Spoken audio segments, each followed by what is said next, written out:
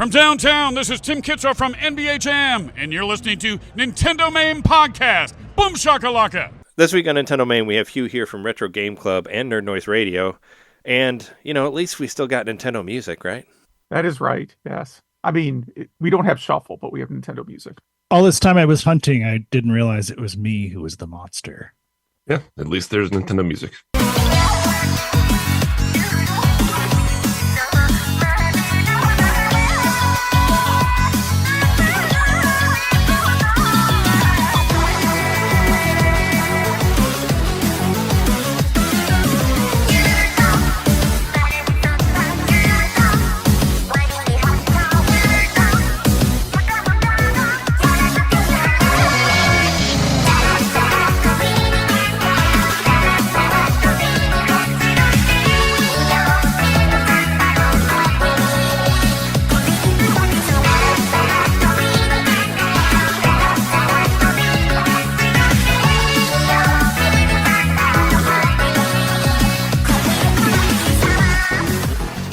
Welcome to NintenDomain Podcast, episode 446.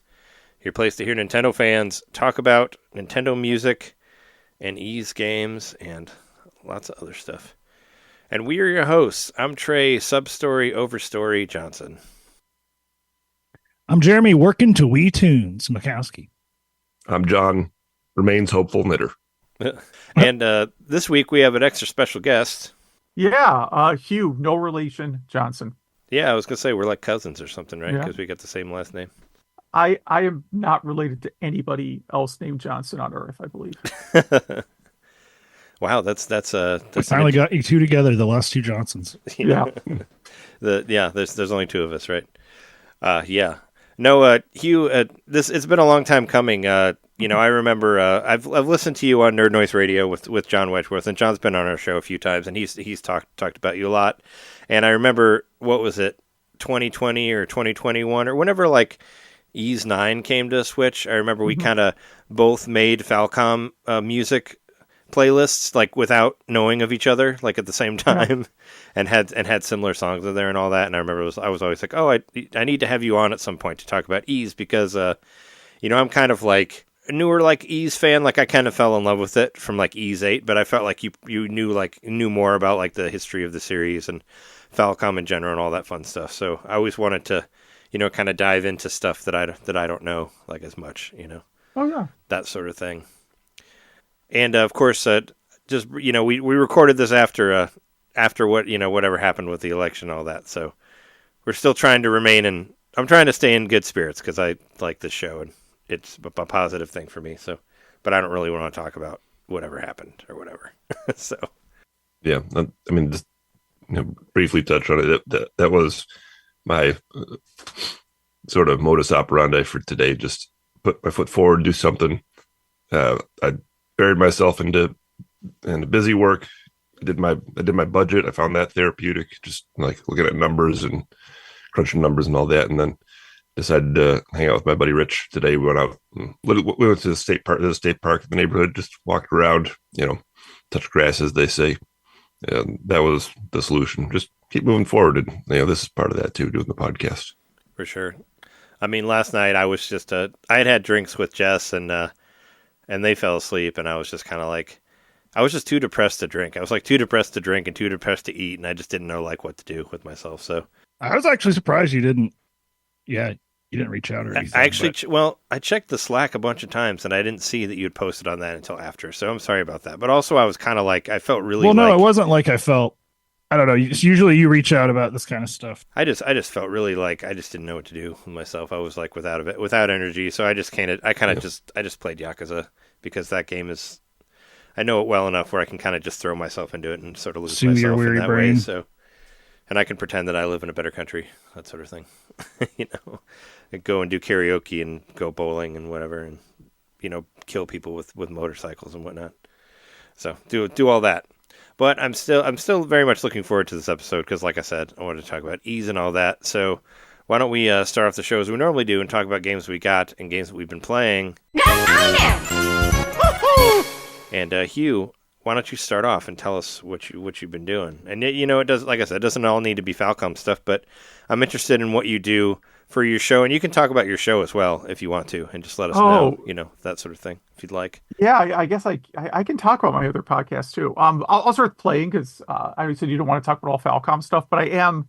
We can trying to talk about whatever you want to, but I definitely want to talk about Falcom and Ease at some point. Yeah. So I'm actually trying to finish Trails Through Daybreak, which was the last the most recent game in the Trails series to come out in the U.S. I'm definitely in the finale. Like the Trails games are all structured very much the same. Like there's not a lot of surprises in the series. So I know for a fact I'm at the very end of the game. There's going to be some epic dungeon that you have to get through at the very end in the last boss fight. So I just need to find like a uninterrupted block of like 4 or 5 hours. I'm not sure where I'm going to find that. Is it because you're playing stuff for your other shows, or just like for job stuff? Yeah, or... I got a job and jobs a suck. bunch of got a bunch but a couple kids, and I got to replace a ceiling fan. That's really exciting. If you guys want to hear about the horrible ceiling fan install the previous owner of my house did, that I have to try and fix. So all kinds of stuff like that is getting in the way of finishing Trails Through Daybreak. And you had mentioned the election coverage. We actually binge watched the show Yellow Jackets. Oh, instead yeah. of watching election coverage. We decided that was That's a good way to deal with it. Yeah, we just binge watched that, and then I went to that. We played a lot of Mario Party. My wife and I played a lot of the new Mario Party, Super Mario Party Jamboree. We played last night, and we played today. Actually, we played a 20 round game, which I think that's much better than a 10 round game. I think you can do a lot more with that, and it was actually really good. And Jess won both times, so there you go. Oh, geez, you're going to find out very soon how bad my attention span is, because I cannot do 20 rounds of Mario Party. Oh, we used to do 50 rounds back in college. Like Jeremy and I, we met each other in a Christian college years ago, in 99 or 2000 or something like that. But it was in my speech for your wedding. I forget what year it was. I could look it up. But anyway, back Mario Party 1 through 3 were pretty big in college, and my old roommate Mark and I, that used to be like a fun Friday for us, was to like to hang out and play a full 50 round game of Mario Party. And let me tell you, if you do a full 50 round, it's like playing like 3 games in one. So things can go back and forth and all over the place. And I think that's why it's cooler to play more rounds of Mario Party, because there's a lot more time for a lot of shit to happen. Yeah. And at the end of this last one, like we were at, I think Jess ended up with like 7 or 8 stars or something like that. Like there's a lot of, you have a lot of time to do more shit, Okay. So there were a lot of stars on the playing field, because we had, I feel like 10 rounds is too quick. Like there's not enough to really like get into the meat of it or whatever. Yeah. But more on that later. I could talk more about Mario Party later, because we did find some fun games in there that I hadn't seen yet. And also, I think I played with Jeremy. I don't remember. But but yeah, Tales Through Daybreak. So have you played like all of them, like all the way back into like Trails in the Sky? Like I know it's like a really long running series. Like have you done all of them, like from the very beginning? I have. Yeah, all the Trails games are a continuous series. They're part of the Dragon Slayer universe. I should pronounce that slowly, because otherwise it sounds like you're talking about Dragon Slayer. Sure. Which is a unrelated but similar name series. And that thing, I mean, Dragon Slayer, I've literally been playing since the TurboGrafx 16 CD. There it is. Yep. It's right there. Yeah. So I've been playing that series a long time. But yeah, the Trail series goes back to, what's 20 years old now, I believe. Trails in the Sky is a 20-year-old game. They're doing a remaster or remake. Not remaster, remake of it next year, I believe. Yeah, I mean, I've been wanting to get into the series for a while, but yeah, everybody seems to say that it's like this continuous story. It feels like probably like one of the longest series of games. And yeah, like you sort of have a timeline in Zelda, but it doesn't matter. Like every game starts over. But this one actually has like, kind of like a Game of Thrones type thing or whatever, right? Where you need to know like the ancestors, the different events and all that stuff. So I've really been wanting to get into it. But, Trails in the Sky, I'd have to play that on Steam. I'd rather, I have an older computer. I don't know how we'll run it. But I've been really wanting to get into it. And I'm really excited about the remake, actually, about them doing the first one next year. And I'm 100% planning on getting it so I can step into that world and try that stuff out. Because I always thought, like, Trails of Cold Steel looked cool, like, from what I saw of them. Was it, like, 3 and 4, I think, were on Switch, right? Those are on Switch. Yeah, although, story-wise, those are Yes, I mean those are really, really tough to jump into story-wise if you haven't played the previous games. And there's like there's Daybreak, but then there's those other ones that are like the more pixel ones. Like those ones look cool too, where you're like the cop or whatever. I don't know. I've watched a bunch of reviews of them, but what's the other Trails ones? You know what I'm talking about? You're The thinking earlier of ones. where your cop is probably Trails from Zero. Yeah, there you go. Yeah, Trails from Zero. Because there was two different ones that kind of look similar, like in the art style, like the pixel style. Was Trails from PSP Zero, games. and then there's another one, but they're on Switch as well. Which I those thought, are which I thought those about were diving PSP into. games, so they still kind of look like. I mean, Falcom has never really been a company that has cutting edge visuals.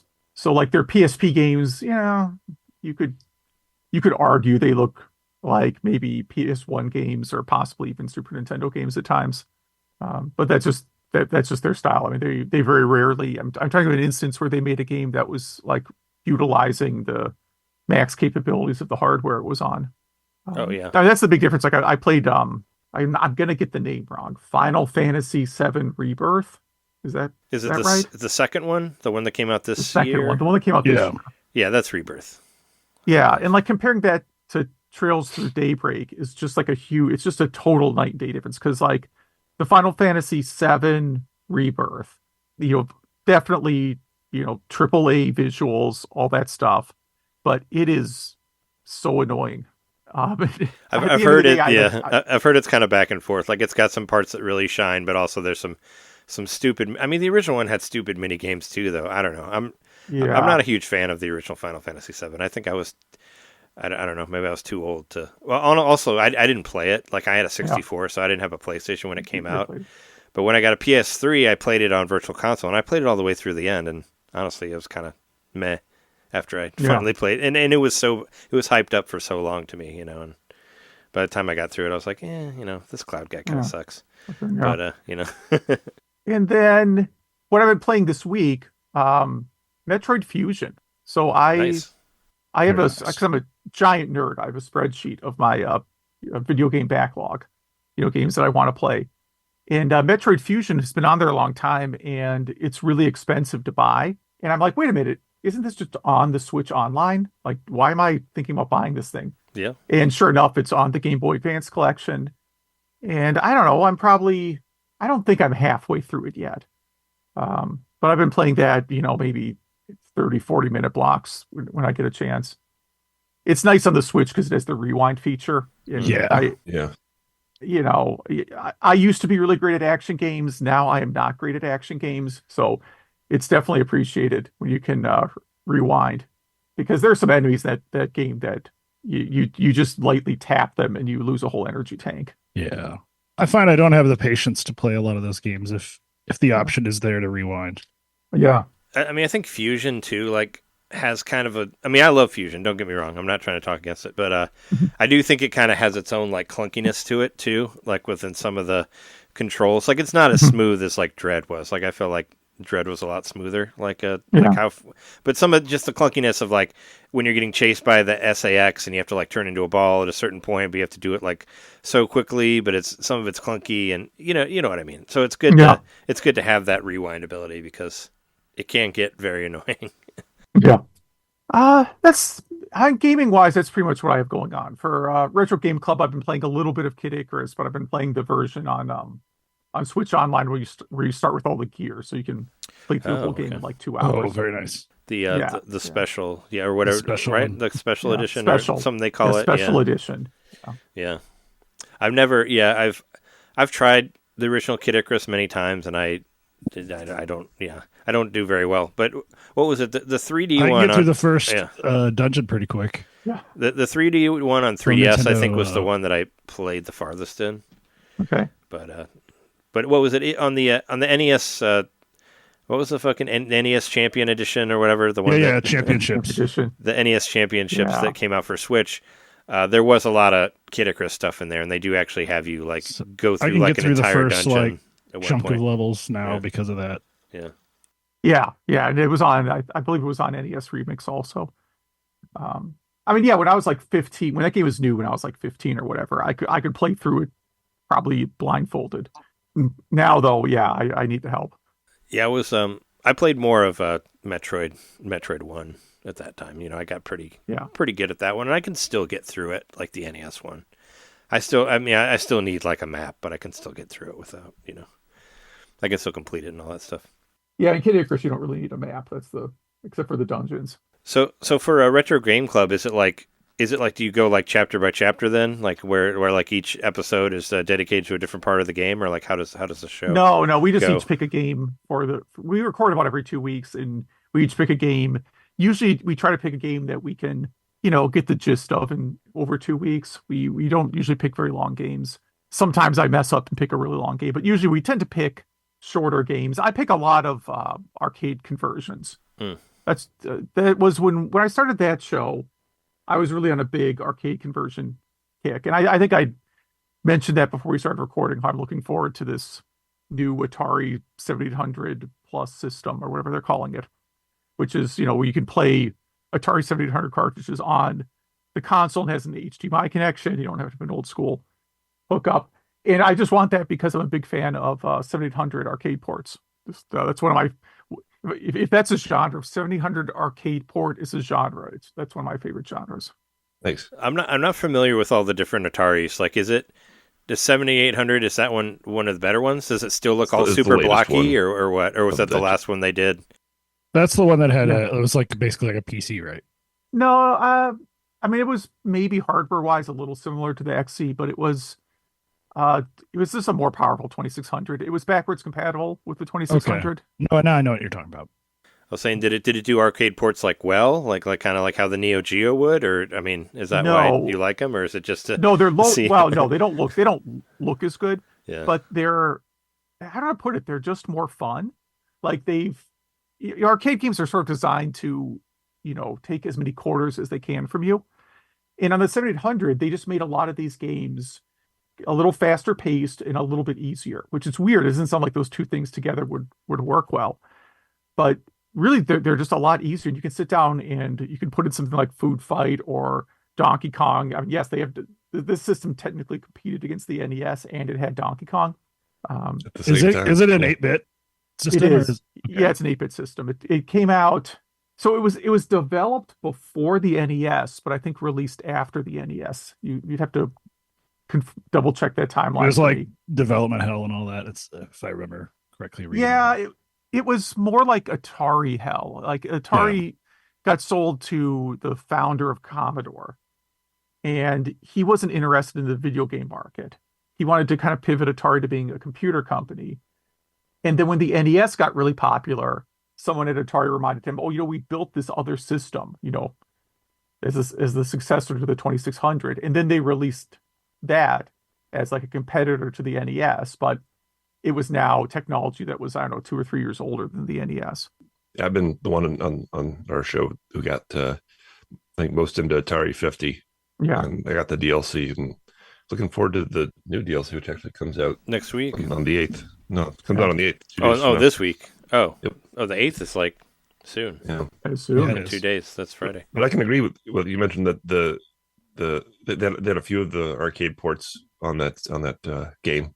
Yeah. Food Fight that comes to mind, and yeah, it was actually pretty fun port of Food Fight specifically, and yeah, I can see how you can enjoy those ports. Yeah, so I'm looking forward to that. That's I think that's all I got going on. Okay, well, can we talk a little bit about the Falcom stuff for a while then, and we'll, you know, because I want to get that in and the music stuff before you get a bounce, but I want to just talk about your experience with Ease and Falcom and all that. Like when you first got into it, did it start back like with Dragon Slayer, or what was the first that you played of those? No, the first thing I played would have been, I gotta think if I get the sequence right. The first one I would have played was East Book 1 on Sega Master System. Okay. No, you know what? I played that. I'm sorry. You can clip that. I actually mentally flipped it around. The first one I ever saw was East Book 1 and 2 on the TurboGrafx 16 CD. Okay. That's considered one of the better early versions, right? Is like what I've heard. Yes. It was... Okay, go ahead. Sorry. No, I was just going to say I still regret not getting it on Virtual Console for Wii before the Virtual Console went away, because I guess I didn't really know about Ease or didn't care, but I wish I would have gotten it, because I'd like to play it, and it's kind of hard to, it's more expensive Yeah. to get those. And they did, they did re-release Ys 1 and 2 on PC-88 on Switch, but it's all in Japanese, so it's annoying. So Yeah, I'd really yeah. like to play those games in a decent version. And I've played like the NES ROM like on my phone has like a emulator or whatever, but the PC-88 version is better because you can like your weapons change and stuff whenever you equip them and whatnot. And I'd just like to play that version, but localized. I don't know, but no, I'd love to play those first two Ys games. We've never gotten around to it. Yeah, yeah. The easiest way, I know they probably don't sell it anymore, but the TurboGrafx 16 clone that came out a couple of years ago has them built in. Oh, the Mini? Yeah, the Mini, whatever I think that's Oh yeah, the because official that one name. has a ton of games on it, and it has the Japanese and the American stuff depending on which whether you buy it in Japan or America. I remember that. And you can like switch it from one to You another. can switch them. Yeah, you can play the Japanese ones on there too. Because I have the US one, and you can definitely flip over to Japanese mode. That's nice. When my wife and I were in Japan for our honeymoon, I bought the Sega Master or whatever, not the Master System. I bought the Mega Drive Mini, and it has different games available than the American one, but it was cheaper because stuff's cheaper in Japan. So I bought it there, and yeah, it's cool. But I mean, I always wished that I had the option to switch between one or the others because I think there's a couple. I think like there's more Sonic games on the American one or something like that. But it was still. I used to work at a bar, and I'd put it on the TV there, and it got a lot of range. Like, people played a ton of the Tetris game on there, and Street Fighter 2, like the Street Fighter 2 Mega Drive on there is pretty solid also, and stuff like that. Or people would play, like, Sonic 2, and, it got a lot of play, so it's good stuff. But yeah, so an old friend of mine had bought the TurboGrafx with CD, not the Turbo Duo, but the two separate systems. This is around like high school age, and that was. Eastbook 1 and 2 was a pretty impressive game on there. Mostly the soundtrack is what I think drew people in. It certainly drew me in. I went Sega Genesis in that generation at first. And at the time, when you bought the Sega Genesis, there was some crazy deal to get a power base converter really cheap. I remember that. Yep. Where you could put it was like an extra slot, almost Sonic and Knuckles style, but you could play the Master System games on your Genesis, right? It was, yeah. Yeah. And that's when I tracked down the Master System version of Ys, which is, a little basic compared to the TurboGrafx one, but still very, very good. Because I think I heard that the TurboGrafx one I think has better music probably between the two of them, right? It's Redbook audio. They had a rearranged audio, and Master System is of course chiptune. It sounds great for the Master System. It still sounds great. It was a Yuzo Koshiro soundtrack, if you're familiar with. Yeah, I with remember him. he was on some of those early ones of Streets of Rage fame. I'm sure anybody who's listening to this knows who Yuzo Koshiro is. But yeah, I remember seeing his name I on would there. hope so. But Ys games have just always had incredible soundtracks. That was like one of the main things that really turned me on to 8. The first time I played that was just how much of a banger soundtracks those are, and even going back 8 to that might far. be the best overall soundtrack. Yeah. And then I later on bought a Turbo Duo. I was working at a video game store in 1992, and I knew in my heart that the TurboGrafx was not long for this world, but the Turbo Duo seemed like a great deal. Came with a bunch of pack-in games. There were a lot of other CD games I wanted. And here's the funny thing: like at that time, I didn't really realize that I was a fan of Falcom Games because none of the Falcom games really had their name featured prominently. Like Eastbook 1 and 2 said Hudson Soft all over it when you played it. And the first Legend of Heroes game said Hudson Soft all over it. And there was an NES game I really liked at the time too called Tombs and Treasure. And that had Infocom on the title screen, right? And these were all companies that had licensed Falcom games and ported them to the US. Well, probably ported them to Japan first in the US. And featured their name much more prominently than the company that actually developed the game. Does that mean they probably like took care of the translation and stuff as well? Yeah, they did. Yeah. Because Okay. Hudson changed a lot of the character names. So if you play the Ys games and you start with the TurboGrafx version, it can be a little confusing because a lot of regular characters, like characters that repeat in later games, have different names. So like Adol and Dogi are like different, like have different Yeah, names, or are Adol's they the still same? No, Adol is still Adol, but Dogi is Colin. Okay. Colin, okay. Yeah. Yeah. That's Everybody not as eating cool. hamburgers and playing baseball. Yep. Yeah, I was curious, if they might have like tried to like Americanize it a little bit, like I prefer Doggy because I just think of him as like kind of like a himbo, like he's a doggy. yeah, he's a little doggy. Yeah. Kind of, yeah. There's like a side character that I think reappears in, I think it's E6, that they also had a different name for on the TurboGrafx. So you run into this guy, it's like, hi, I'm your old friend from the first game, and you're like, wait, who are you? I've never heard of you before. So that whatever, it's a little annoying, but it's at the time you didn't really know the difference. Sure. I was saying at least it's not a Kid Ying, Dr. Yang situation like Mystical Ninja. If you ever played the Super Nintendo one, it was, even when I played it as a kid, I thought it was pretty racist or whatever. Instead of calling them like Abisu and Goemon, it's like Kid Ying and Dr. Yang. Like, come on, get out of here. Yeah, you're not even trying. So, and then I eventually got like East 3, which is like an outstanding soundtrack, a little different game style, very difficult. One of the most difficult games you can ever play, really, I think. No, doesn't 3 have different versions depending on what system it's on? Isn't it like the Super Famicom and the Mega Drive ones are completely different? Yeah, they're fairly different. I have a page. I did an article sometime during quarantine when I was really bored, comparing like the 4 home versions of East 3. So there's the PC Engine, TurboGrafx. There was a Famicom port that has a fan translation. And then you had Sega Genesis and Super Nintendo. And all 4 of these ports were done by different companies. Yeah, so they're all different, right? Is that why they made like Oath and Falgana, which is supposed to be like the actual like canon version of East 3, right? Is that where that came from? That's probably a factor.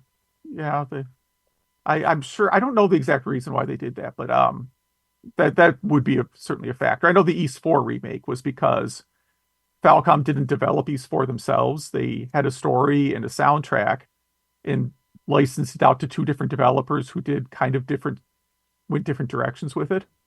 That was never released in the US. You can do fan translations of both of those. I personally prefer the PC Engine fan translation because it looks and plays like the first 2 games, like East 1 and 2. But like the bump and grind thing, the bump and grind mechanic, yeah. It looks fabulous. And the group that did the fan translation also redid the spoken dialogue. So, like the very first fan translation of that game, you had to have like a notepad file open whenever there was spoken dialogue with like the English translation, and then they redubbed it later. So it's it's like the highest quality fan translation I think I've ever seen. And then there was, of course, East 5, which never came out in the US. I tried that one a few years ago too. It is not good. That's really the one I would put that on the avoid list. They were trying to move away from the bump and grind system again, but what they replaced it with just didn't work. And then, like a few years later, right, we got E6 here in the US. E6 was on PSP and PlayStation 2. Yeah, I was gonna say, I know that I have I have E7 on PlayStation Portable. Like I bought that one, and I thought that one played pretty well. But it was kind of more like 8, but still a little bit top down, but the characters were like 3D and all that. And I thought that one was really good actually for a PSP game. I would love to see it ported to Switch. Like I would totally buy it I'd buy any game they put on there, but I would like to see that one put on there as well. I'd love to see them, because when they were like building up the release of Ease 10, that came out on the 25th and all that, I follow one of the one of the Falcom Twitter accounts or whatever, and they were doing like, they were showing like every Ease game building up to Ease 10, and they were showing all the different versions of them that you could get, and the ones that weren't on like current systems, they'd say like, sorry, at the bottom, here's the one, this is the only way you can get it right now, and it's really expensive, but it was cool that they actually showed copies of all of them to be like, here's, here are all the different E's and all that as like a build up. Like I thought it was cool. Yeah. But I thought maybe that meant that they were hinting that eventually they're going to bring more, I don't know. I hope so. I mean, they seem to be doing pretty well on Switch, so why not? Yeah, I mean, it seems like a big part of their strategy lately is to re-release old games. Somewhere during the PSP era, they also made a game called East Origin, which is kind of the same engine as Falcana, which you mentioned. It's actually on sale. Everything. It's on sale for $6 right now in the eShop. Oh wow, that is a steal. If you don't have it for Switch, it's really good. Like I kind of thought played a little bit more like a Metroidvania game than an Ys game, but I liked it a lot. Like I thought it was really good. It's more top down than 3D, and it's sprites and all that. But it kind of reminded me more of like a top down Castlevania. Yeah, than and it's just a game. solid like 10-hour action RPG game. Yeah, it's not that long, but there's multiple characters that you can play as with different stories and all that, and unlockables. And it's great. Steal $6. I think it's on sale for like the 11th or something like that. Yeah, but from E6 on, like we actually started to get the series in the US regularly, which, you know, again, 4 and 5 were never in the US, at least not officially.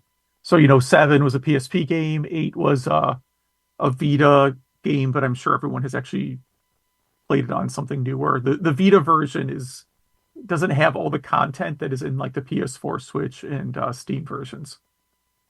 I guess I didn't know 8 was on Vita. I mean, I guess maybe I'd forgotten about that, but I mean, I thought 8 looked pretty good. Like that was the one that was like mostly 3D, right? As in like, you know, you can move the camera angles and that sort of thing. And you can, like I said, 7 is like, you know, it's top down and you can kind of tilt the camera, but it isn't like behind the character and all that. Like it doesn't feel as 3D. Yeah, and 8 is also when it started to when Falcom kind of started to merge a lot of elements between like their East and their Trail series, because like East 8 does a lot of things like Trails of Cold Steel. Like there's some obvious things, like both of them have a big emphasis on fishing. Oh, well, I love fishing in games, so they both have a big emphasis on it. And then like the whole like the kind of character bonding system, which, you know, it's probably derived from Persona, and Persona probably stole from somebody else and so on, right? Every game rips off every other game. But this whole system where like you have a sort of bonding meter with different characters in the story, and you can like buy them gifts, and maybe you unlock some abilities or bonuses from you know, doing events with characters. And then it's like certain times in the story there's events available with certain characters, but they disappear if you don't do them at the right time. Like that's straight out of the Trail series. And East 8 is, you know, say heavily influenced in that regard. You know, it has, I mean, the menu screens are basically the same as Trails of Cold Steel. And then the whole, like, you know, you got to try and cook a certain number of dishes, and there's like a cookbook you collect all these things in. Like it just does a lot of similar things. Oh, that's cool. I like that. I like that a lot from the Ys 8 stuff. Well, can you upgrade the weapons in the same way, where you like collect stuff on the map that you can use to create like stronger swords and whatnot? Do you do that in Trails as well? Yeah. No, the Trails games, there's only really, you buy weapons, and then that you can, there's like one upgrade available for each weapon. It's not quite the same. Oh, okay. But I'll say this, like you had mentioned Trails to Zero, and it has a sequel called Trails to Azure. That's the like other one the ending of Trails to Azure, like the last dungeon is basically the exact same as the last dungeon of Ys 8. Like, Falcom reuses a lot of stuff. Like, okay, you could say that you could possibly make that a critical comment, except, you know, they put out a new game every year. They put out like a 80 to 100-hour RPG every single year. You know, the comparison I make is that if the Final Fantasy series worked the same way, we'd be up to like Final Fantasy 30 or something right now. Yeah. You know, if they released in the same cadence. And part of the reason Falcom's able to release games so quickly is that, yeah, their games do kind of build on each other and borrow a lot of elements. Like moving on to East 9, I mentioned playing Trails Through Daybreak. Like they're both games that are kind of anchored around like a central city. And that central city is very similar looking in both games. You know, kind of similar building style, similar architecture. Like clearly they didn't like create a whole new tile set going from one game to the other. It's like, yeah, the city looks good. Let's just use that same design for the next game. Between like Ys 8 and 9, like I felt that like, well, I mean, the play mechanics were the same. And I really, you know, Ys 8 being like the one that, you know, made me fall in love with the Ys series and all that. Like I felt like everything made sense within the world, because, you know, you got the shipwreck, and you end up on this like island, and, you know, and the way you map things out like made sense for like trying to, you know, explore a deserted island or whatever. But when they brought that over to Ys 9, like for me it didn't work as well, because you're like discovering like a place that's already built that has people in it. You know, it's not like an empty island where you're kind of putting stuff together, and it kind of felt a little strange. I don't know. Yeah, a little more. Yeah. little more confined. Didn't fit as well with like the feeling of 8. Yeah. Well, it doesn't have like a proper overworld. Mm-hmm. You know, you're very rarely outdoors in East 9. That's true. Yeah, there is like an outdoor area, but it's not. It doesn't have like that. You know, like or like that beach part, or it doesn't. Like pretty much all of East 8 is outdoor, and you just have like your little base there. And then you kind of like go around from there. And I don't know. I just felt like it didn't really work as well like 9 did. It was kind of like we're trying to borrow a bunch of stuff from 8, but it doesn't make sense like within the story. Yeah. Yeah, I mean, I thought the they improved Monstrums the or combat whatever. engine in 9. Yeah. Yeah, I like the combat in 9 a lot, but it's really just, you're right. It is just sort of a, turning the dial up a little bit on what they did in 8, or trying to recreate the same idea where you have a home base and you're you're finding people to come live in your little commune. Yeah, but it's not like you're So that's rescuing all, them. You're just like talking. Like there's like a big city. Like they're already, Yeah. you have to recruit them from whatever other job Exactly. they're doing or whatever. Yeah, it's, hey, you want to come move into our basement? Yeah. Do you want to come hang out at this bar at the Dandelion or whatever it's called? It's the Dandelion, Dandelion, right? yeah. In I mean, I like one? that setting. But I mean, that's the thing. Like, the bartender from the Dandelion has a virtual clone in Trails to Daybreak. Like that, basically, really? they picked up they just picked up that character and just plopped him in a different game. Oh wow, okay. Yeah, I should, like I said, I've been really wanting to get into the Trails stuff just because of how much I liked Ease, and hopefully this one, them redoing Trails in the Sky or whatever will help me get in there. But it'll be interesting to see, like, oh yeah, no, I remember that person from this other Ease game or whatever, going through it. Yeah. And whatnot. Yeah, you will definitely see a lot of similarities. Now, East 10, I haven't started yet because I'm trying to finish the East Trails through Daybreak. So Mm-hmm. I'm trying to avoid spoilers. But I have East 10 just sitting right here unopened. So Oh, nice. Okay. Yeah, I mean, find a time to play it. Jeremy and I have both played through the demo. Like I said, there's a meaty demo. Yeah. Like it took me like 6.5 hours. I think, what was it, more like 9 for you or something like that, Jeremy? Yeah. Like you spent more time with it. And I just started playing it past the demo, like just last week. So I've just started getting into some extra stuff on there, like ship battles and moving around the water and all that. But I like it a lot, and I feel like it's, how I said like Ease 8 and 9 were kind of like the same thing, but in different areas. I feel like 10 has actually made an effort to make it different from those two games. Like I do feel like it feels fresh because I feel like they've incorporated some more elements into it now. Like, like Adel has like a surfboard that he can, or his mana board or whatever they call it, and he can grind on stuff like Sonic, like that sort of thing. And they made it more actiony, I guess. And yeah, I know he's got a boat which the boat, is kind of hit or miss. I guess it can be a little clunky. Like, I was having the hardest time trying to figure out how to board another boat. Like because they have these like boat battles that you do, where you kind of move around and you can shoot like cannons at each other and you can shoot, fire from side to side and whatnot. And that's pretty easy to figure out. But there'll be like, you'll run into ones where there's this big like boss boat that you have to fight. Mm-hmm. And you need to board it, but it doesn't tell you how to board it. It says it says aboardage.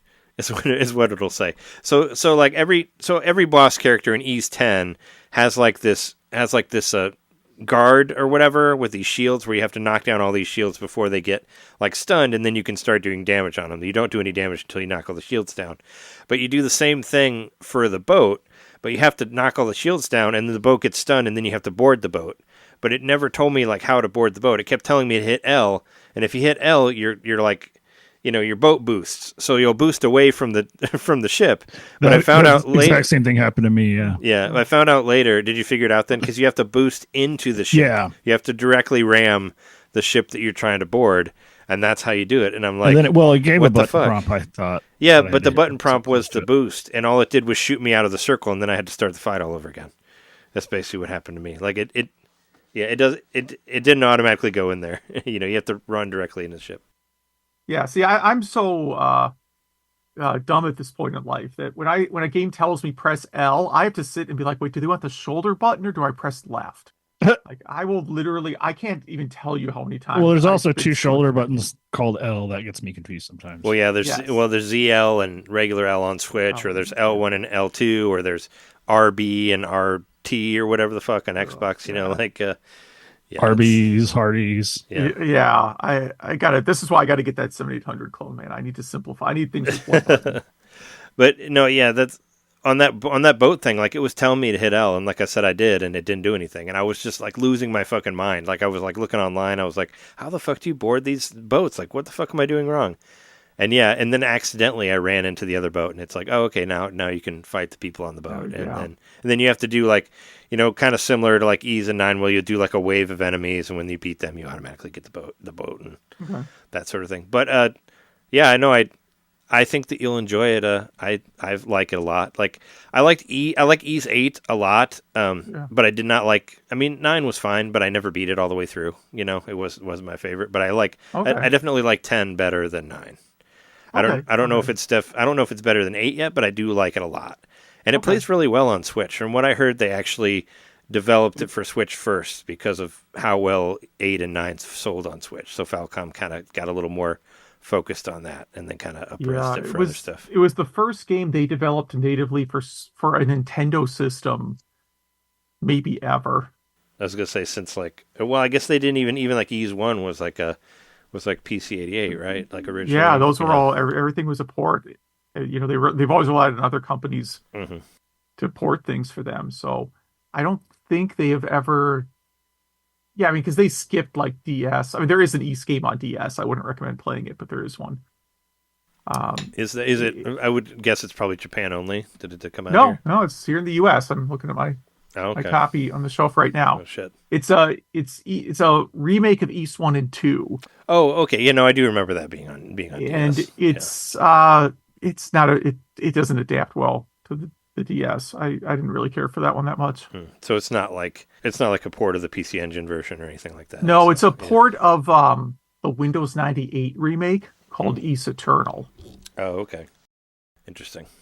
Yeah. I was thinking about them developing this for the Switch. I mean, I know it's not exactly the same thing, but it kind of reminds me of when Enix brought Dragon Quest 9 to the DS. Yeah, because they knew that's like where people were going to buy it. So it's like, we'll just put it here. And that's it never went anywhere else, did it? Dragon Quest 9? No, it was only on DS. It's locked to the DS. I would love to see a re-release of that, because that had that had Street Pass in it before 3DS ever existed. They pretty much created Street Pass in Dragon Quest 9. Like they were that far ahead of the curve, and it was such a unique game that I would have loved to see it put out anywhere else, but I don't think it ever was. And its height, especially. Yeah. It was when there was still like social stuff happening with it. I mean, it was basically it was like Dragon Quest 3, right? But with more of a multiplayer aspect to it, like where you have you can make your own characters, but change their classes and all that sort of thing. But you can do it multiplayer. But it had this Street Pass thing where you could find these secret dungeons and get all these extra items and stuff. Like you could play it for hours if you had had the ability or knew of people that had it. I mean, I knew it was a huge deal at the time, like when it came out. Is there anything else that you wanted to say about Ease? I don't want to rush through it too quick. But I want to talk to you about the music stuff as well before you go. Yeah. I mean, there's again, it's a series. If you like, it often is compared to Zelda. So people who have ever played an East game, it's usually compared to Zelda. It's really not like a Zelda game. Like it's much more.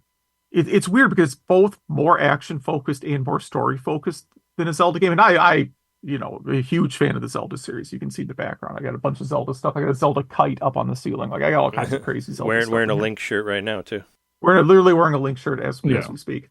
I think it just plays into stats more than just like a straight up action game with items that you use that are limited or whatever. I mean, those are still in this, but there's more than that. Or exactly, yeah.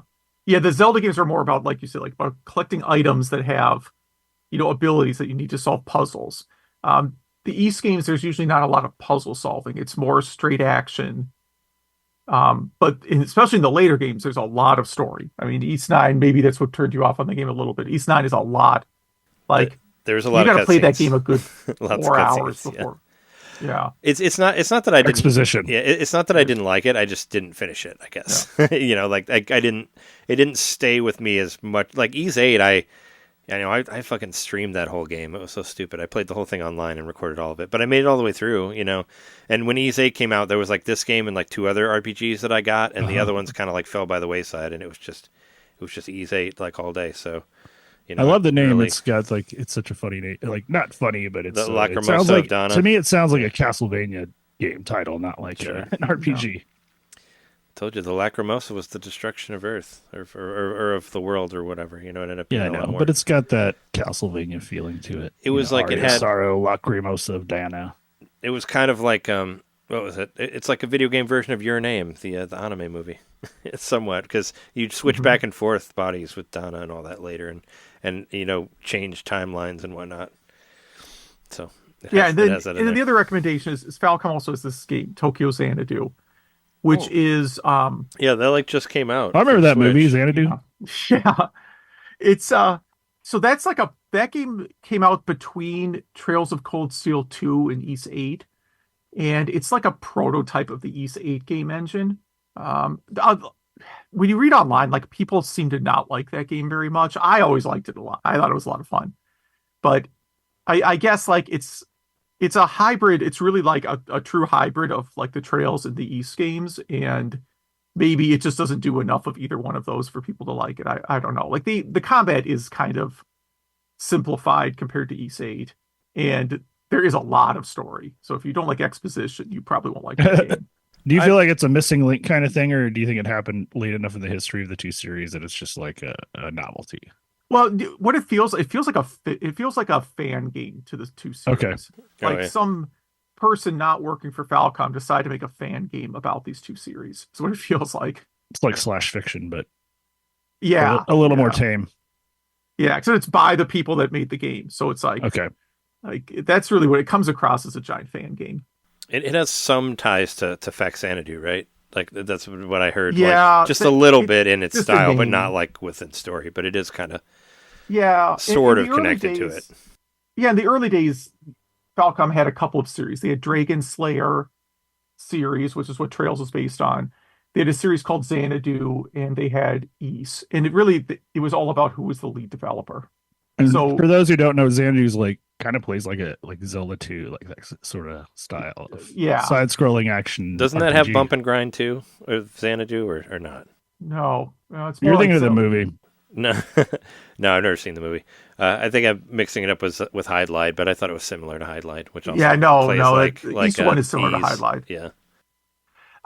No, the Xanadu games, a lot of them didn't come out to America, but they're a little more varied in gameplay. Like Ys 3 probably started as a Xanadu game, to be really blunt, and changed developers along the way, internal developers along the way.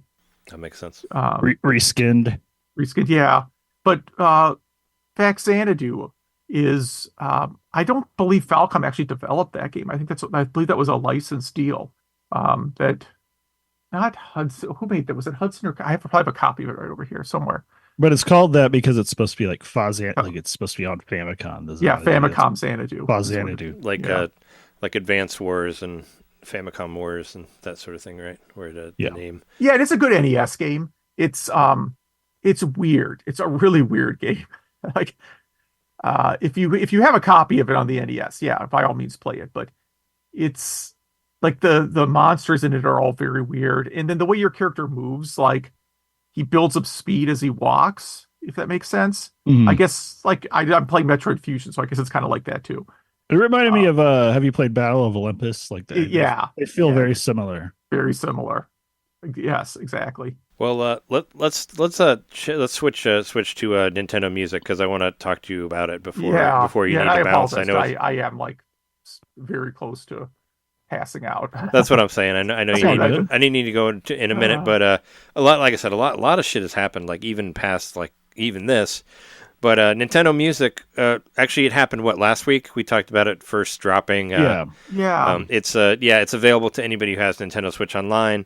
I finally got a little bit to fuck around with it. I listened to it while I was delivering on a day, and I know John's probably got the most time with it than any of us. I've been listening to it every day. But I did actually. I'm glad that I got out the question of the week before all the other shit happened, because I don't think I would have gotten any responses now. But I put it on our Facebook group and asked people what they thought about the app and all that, and we actually got some decent responses on it. So let me read those real quick. Okay. So Anthony H says, so basically I asked people do you have Nintendo Music? Are you using it? What do you like? What's missing in it? That sort of thing. And that's kind of what we're going to talk about as well on our side. But Anthony H said, Nintendo is trolling us with an alarm clock and a reskinned YouTube music app before revealing the Switch 2. So it seems like he's not really into it. Didn't they unveil the Switch 2 like in the middle of election results? Not so much.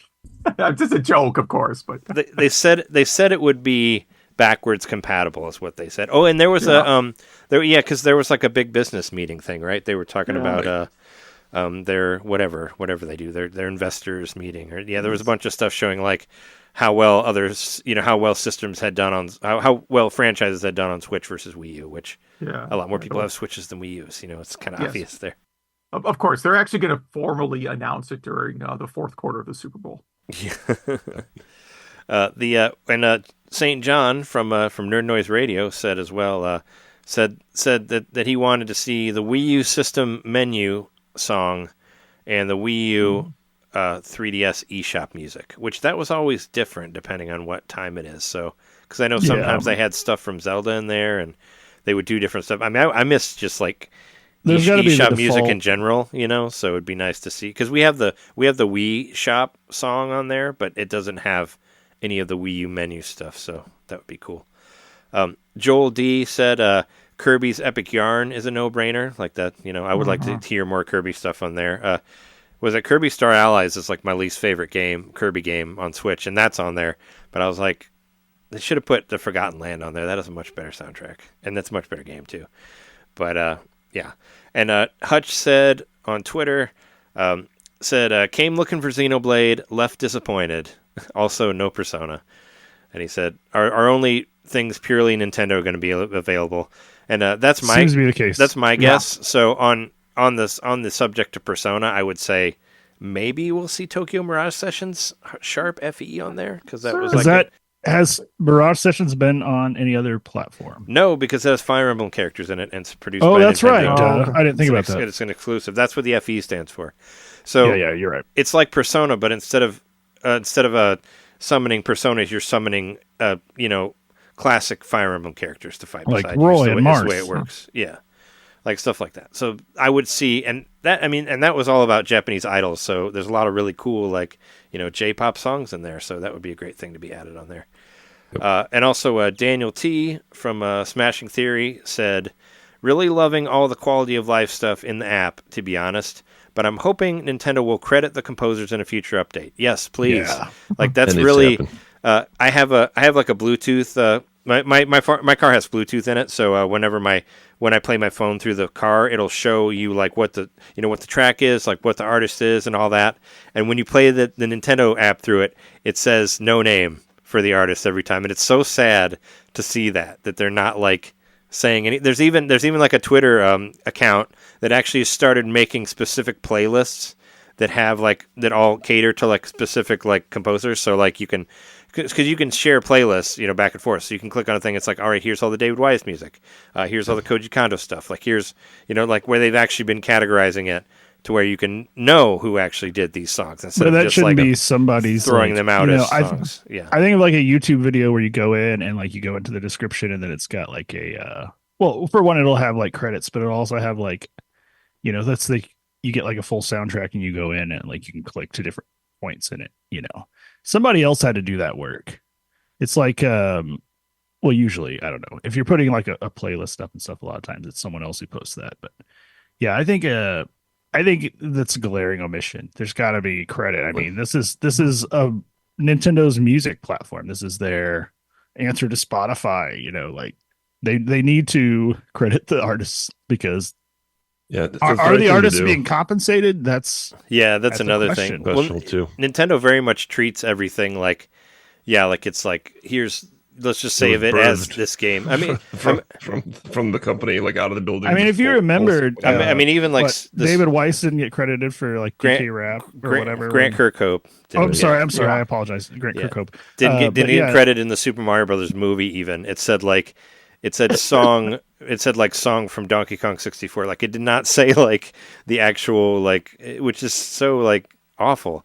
And also that limits the app, because if you had like composers on there should be like you should be able to search by composer and be like, oh hey, who did increase what? Engagement. And then If you want to think about it, if Nintendo wants to think about it even in a selfish, profit making whatever kind of way, that would increase engagement. If I know that I've noticed that almost like Hugh was saying about Falcom, thinking that it was just Hudson or all these different companies, but once you realize that it was Falcom, that actually increased your engagement with that series.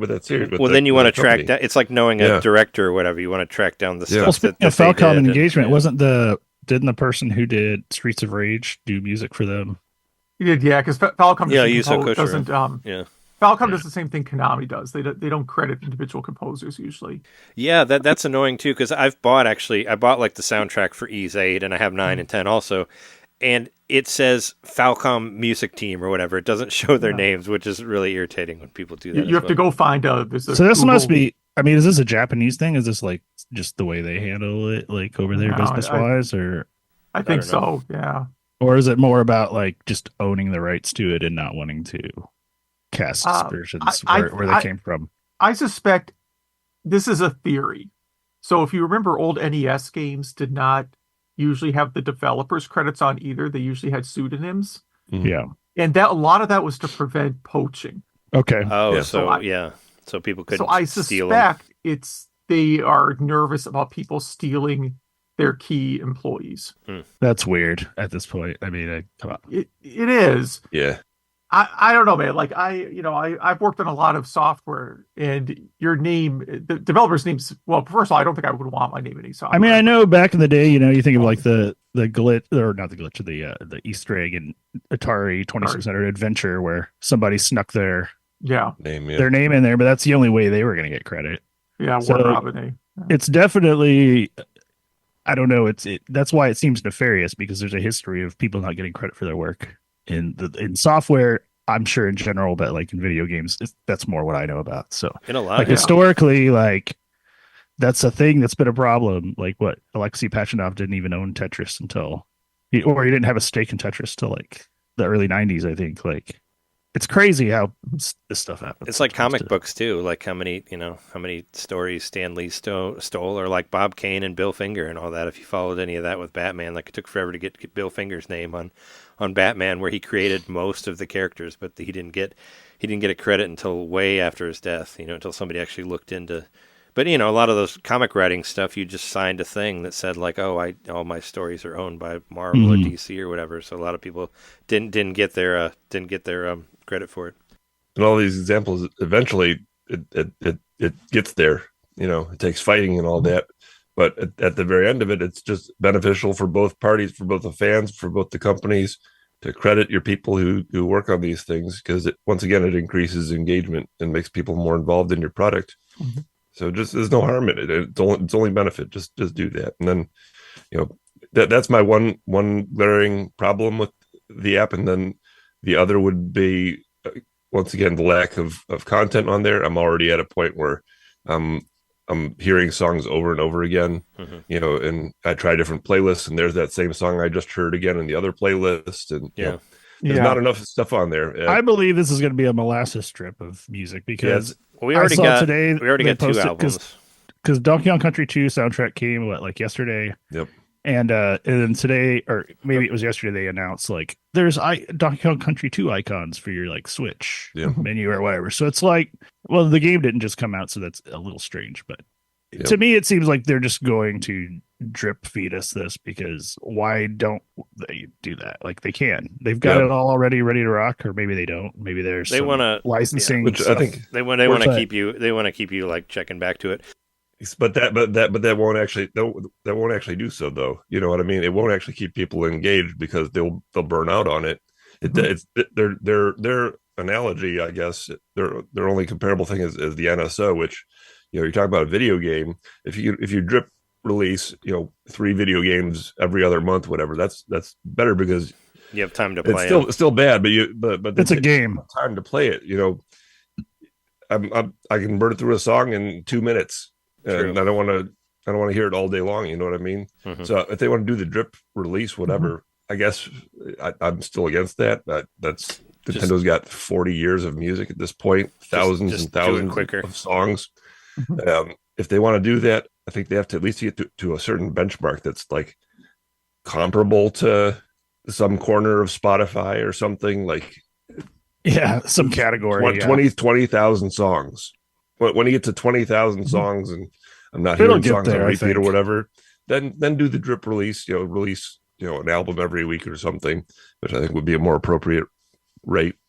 Maybe 2-3 albums a week, but get to a point where there's a Kind of lot of seems stuff like that's on what they've there. been doing. That's kind of what they're doing now. I did actually. I never saw the rest of Daniel's quote. I've been trying to get it in here.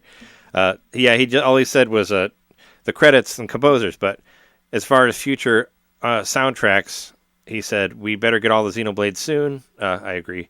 I'd also love some Smash soundtracks, but maybe that's too much of a licensing nightmare. Which you put the Smash soundtrack on there, Smash Ultimate.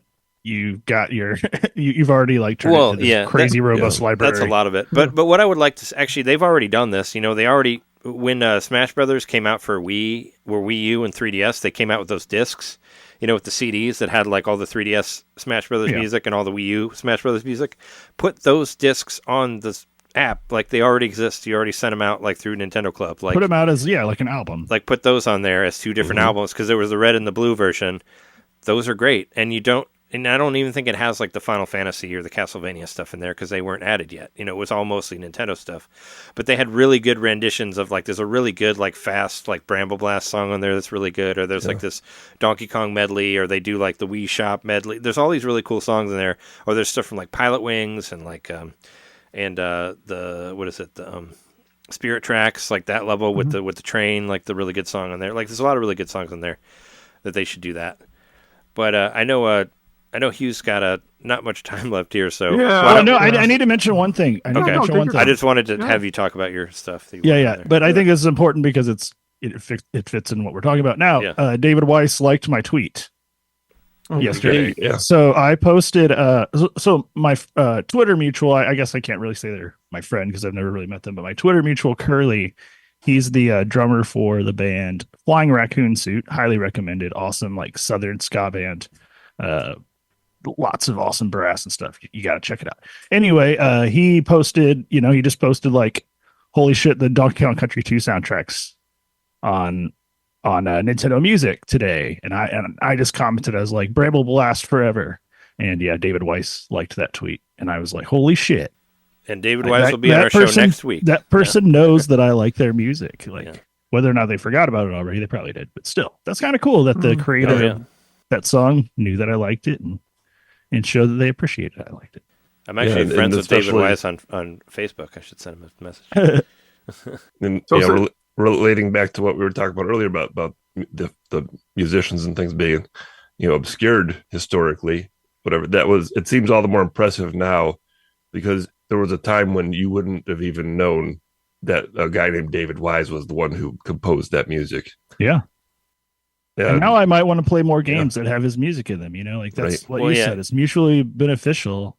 People might go down a rabbit hole where they spend more money. And I mean, even those, like the first video game soundtrack that I ever bought was the Donkey Kong Country 2 soundtrack that I got from Nintendo Power. And if you burn the disc on your computer, it says rareware for everything. It does not have anybody's names on the crediting. So there's another thing with that. That goes back that far. And actually that disc has like 16 more songs on it than the soundtrack that's on Nintendo Music. So you're not even getting... That's interesting. You're not getting... Well, the original one had all of the failures for every single level on there at the end, and those aren't in there. But they should be.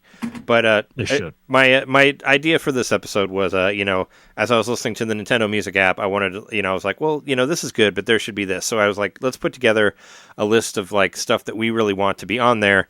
So, and I'm not going to do like where we alternate, each 5 like we normally do. Read through it. Yeah. I just figured each of us will read through our list, and in case you guys, we're having a hard time thinking of them, I put about 50 soundtracks on here on my brainstorming thing, just in case you forgot about what was great. But Hugh, what was your thoughts on the app and what you're looking forward to, or what you wish were on there as far as soundtracks? So my thought, first of all, because I'm not a very smart person, I first was trying to find this on the Switch, like on the Switch eStore. I'm like, oh, this is an app for the Switch where you can listen to music. It didn't really occur to me this was an Android app. So after I figured out it was actually an Android app this whole time, like an intelligent person would have, my first impression was that why did they just put this stuff on like Spotify and Apple Music? Yeah. Like I mean, that's kind of everybody's thought. Like, Because there's so many soundtrack. Like, speaking of, like, you could find multiple Ys soundtracks on Spotify or like Apple Music or Amazon or whatever. Like, they're all on there. I think almost everything by Sega. And like, well, yeah, Sonic. I've listened to Sonic Frontiers on there, or like Superstars, or I've listened to like Street Fighter 6. Like, there's a bunch of soundtracks on there that I've listened. Lots to. of indie games, like Stardew Valley's on there. Like, I love it. I love and I'm like, obviously they're not getting a lot of money for it because it's Spotify, but still, I know I'm listening to the actual version they release, not somebody's rip on YouTube or whatever. Right. I think 2 reasons why they didn't do that. One is they like to control their presentation of their content, and then 2, they wanted to use it as a means to bolster their subscriptions to NSO. Yeah, they want to build up the NSO. Yeah, which I think it's again all the more argument for just blasting all the music on there right now with a fire hose. Yeah. That people are going to get curious about this, and then they're going to go, "Oh, I want to try that out," and then they're going to hear there's not that many songs on it, and then it's pass, on to back to Spotify. Yeah, so that's kind of where I am with it right now. Like I'm like, well, okay, well, there's a few things to listen to, and right. but in terms of missing soundtracks, like obviously, I could fill out all 5 picks with Zelda soundtracks, but I just will pick Skyward Sword for right now, which I know is not the most beloved Zelda game, but is I think really outstanding soundtrack. I think it's one of the best Zelda soundtracks. Yeah, and not the most beloved Zelda game is still a great Zelda game, and the soundtrack is awesome. In fact, when they put that game out, they released it with a soundtrack CD, which I lost, and I would love to just have that on this NSO. Yeah, that should be on there too. That's kind of a no-brainer. Yeah, I luckily still hung on to that. I wrote either version of Tetris, like Game Boy or NES, or Game Boy or NES, or the other one. Super Mario 3 seems super obvious. Real obvious, yeah. Only Mario Brothers 1 is on there, I think, or Super Mario Brothers 1. Someone else alluded to this. I put Super Smash Brothers Melee. That'd be a good one as well. Yeah, there's just so many good remixes of tracks on there. And number 1, I put the thing I would probably listen to the most: Wii Sports.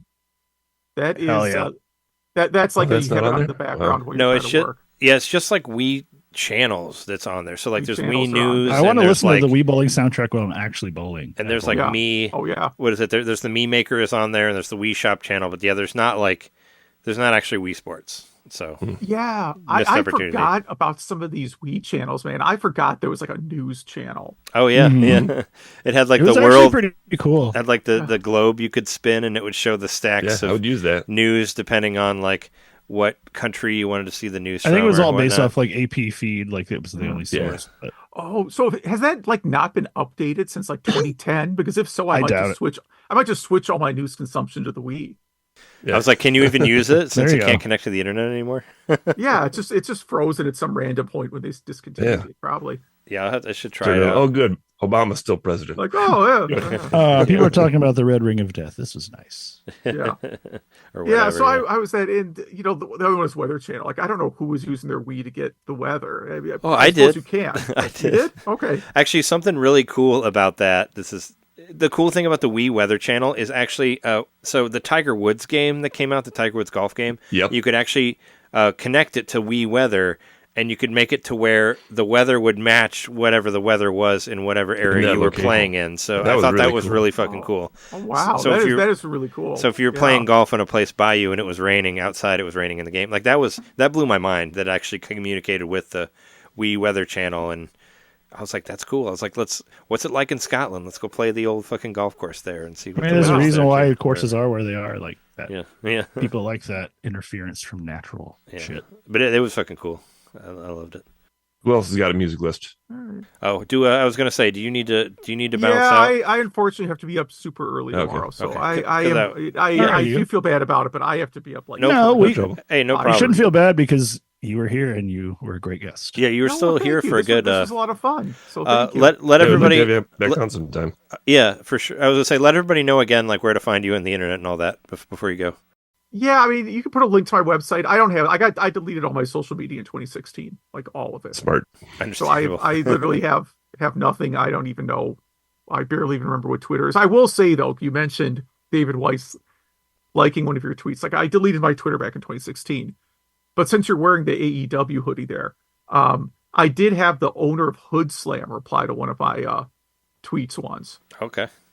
If you've ever watched, if you like garbage wrestling, I don't really like, all elite wrestling is supposed to be good. I only like really horrible garbage wrestling that you aren't supposed to like. I mean, I don't know. I mean, everybody's got their type of wrestling that you like. Like, there's some stuff that I see on AEW that I'm like, oh my God, this is brilliant. And then somebody's like, it's dumb. They flip too much. I'm like, what?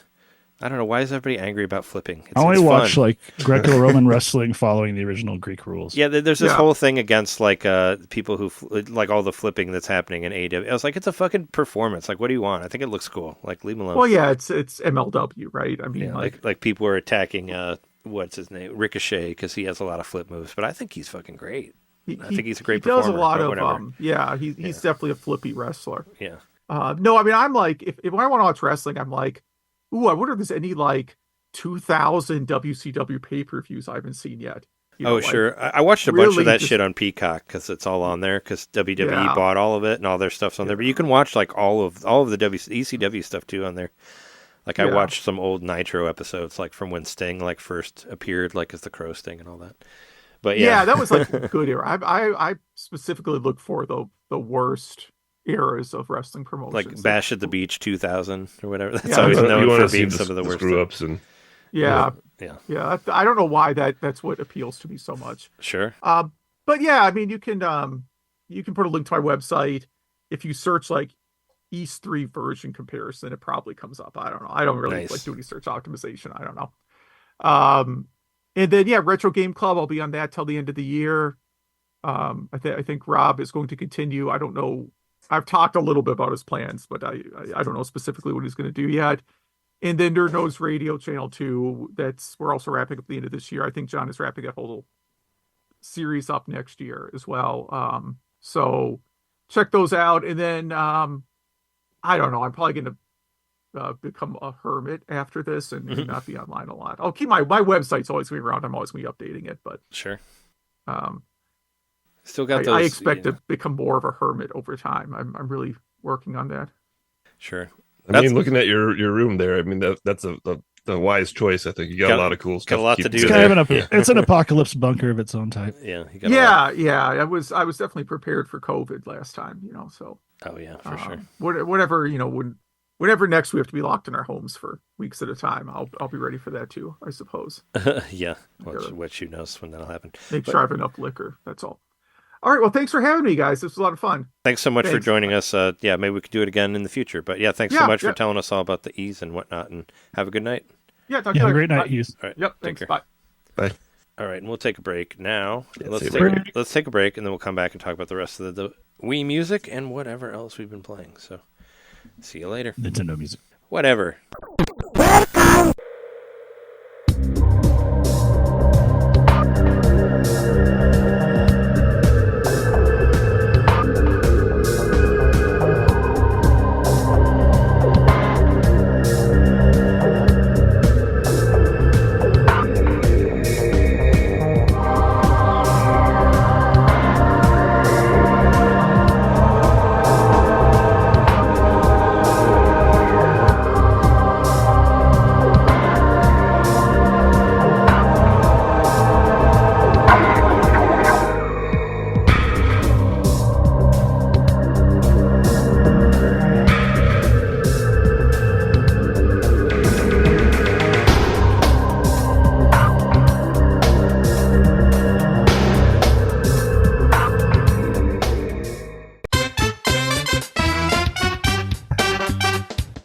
Hey, you. It's me, Mario. Yeah, you. Subscribe to our Patreon to hear our bonus shows, which happen every month. I'm tired. Tired of all the big corporate podcasts spoon-feeding you the same old video game news on every single show? Spaghetti. Ravioli. Then expand! With NintenDomain Expansion Pack. It's us talking about old games that were important to us. It's us interviewing people that we meet at conventions. And heck, it's live shows from those same conventions. It's basically everything you could want that NintenDomain ever made. Here we go! And it's just $1 a month. That's less than a bad indie on the eShop. It's $12 a year, which is less than Nintendo Switch Online. Thank you so much for subscribing to our Patreon and supporting NintenDomain. Just go to patreon.com/NintenDomain podcast and hey, Mario, let go. Whoa! He's throwing us back to the show. So long, Bowser. Patreon.com/NintenDomain podcast. Game over.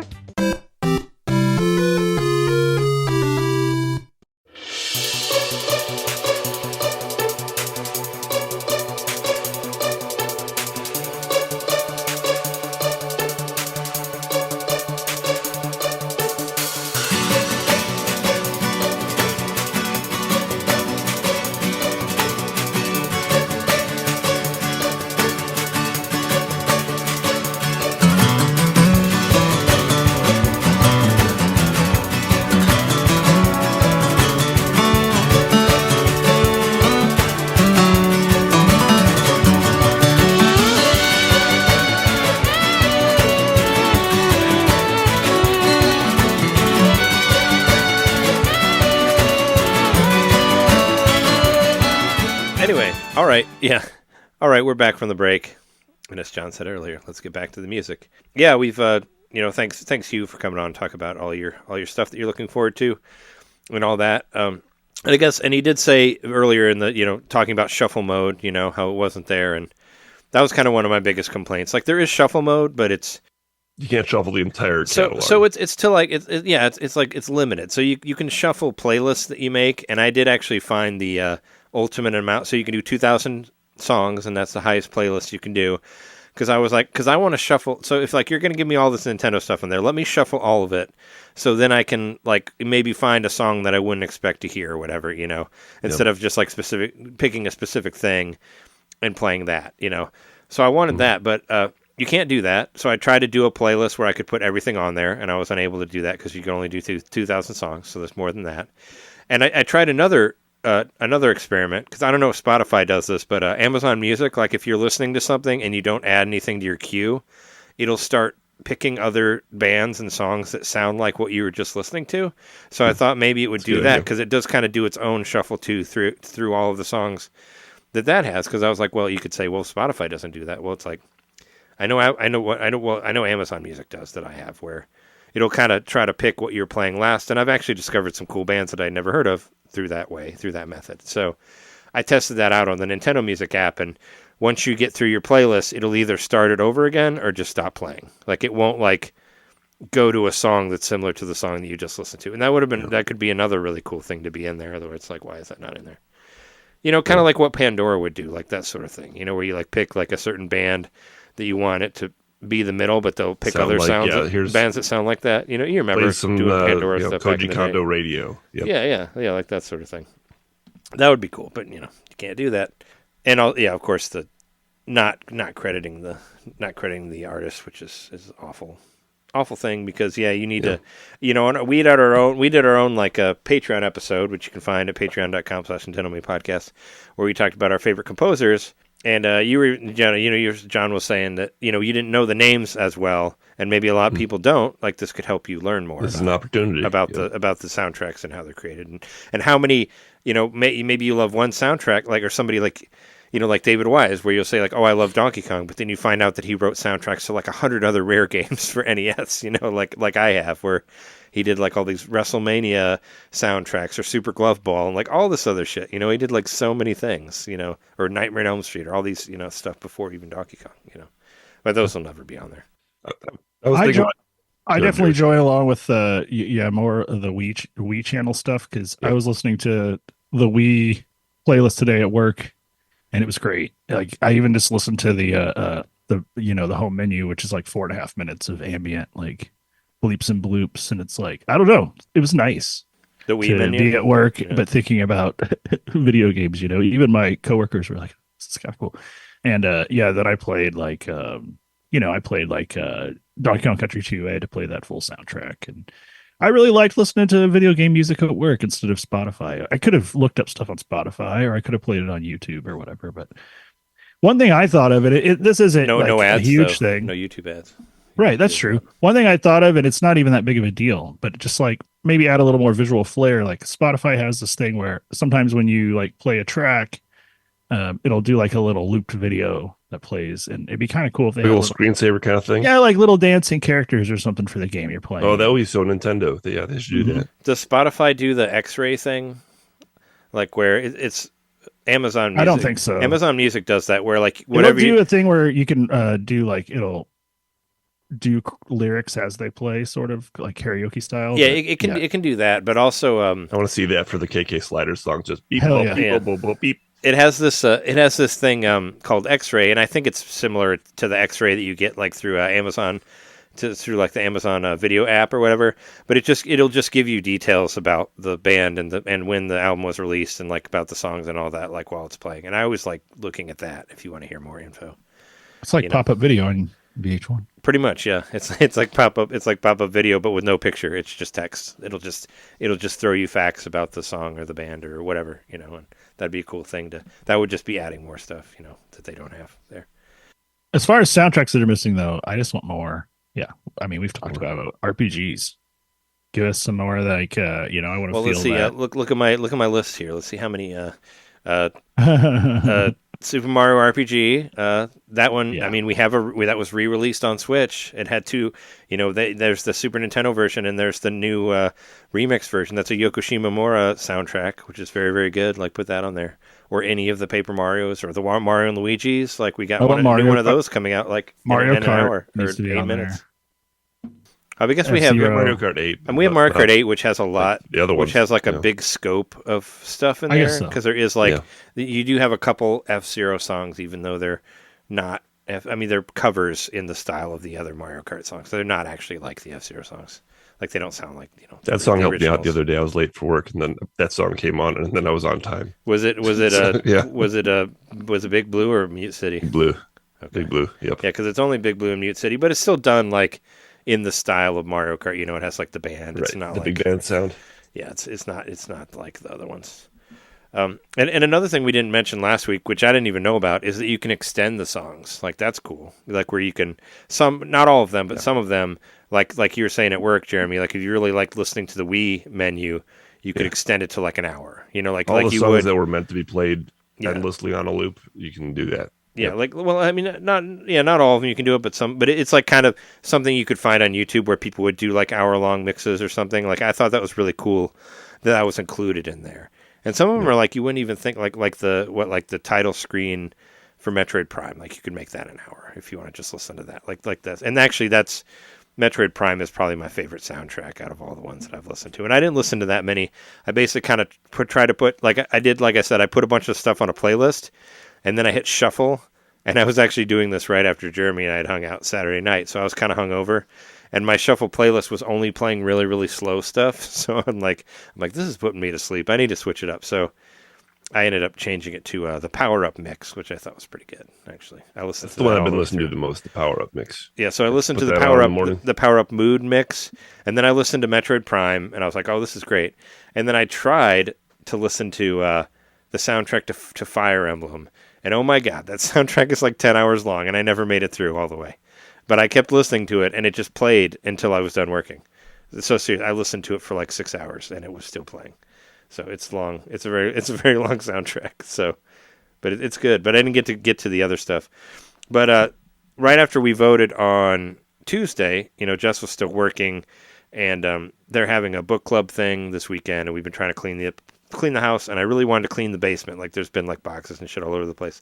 So I went and I cleaned up the basement real nice. Like, it looks great now. I put some of the comic book boxes away, put a bunch of the extra toys and stuff in different places and that sort of thing. And what I did is I just put on my headphones and I put Donkey Kong Country 1 and 2 on a playlist and hit shuffle, and I just listened to that while I was cleaning, and it was a nice keep your mind off everything, just listen to beautiful Donkey Kong music sort of thing, and that helped me. So.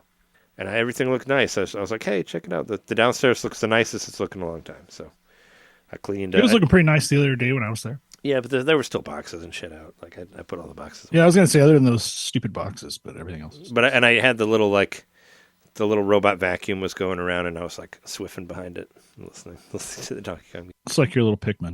Sure, yeah. We barely use that thing, so I'm always like, I should use it. I should use it this time.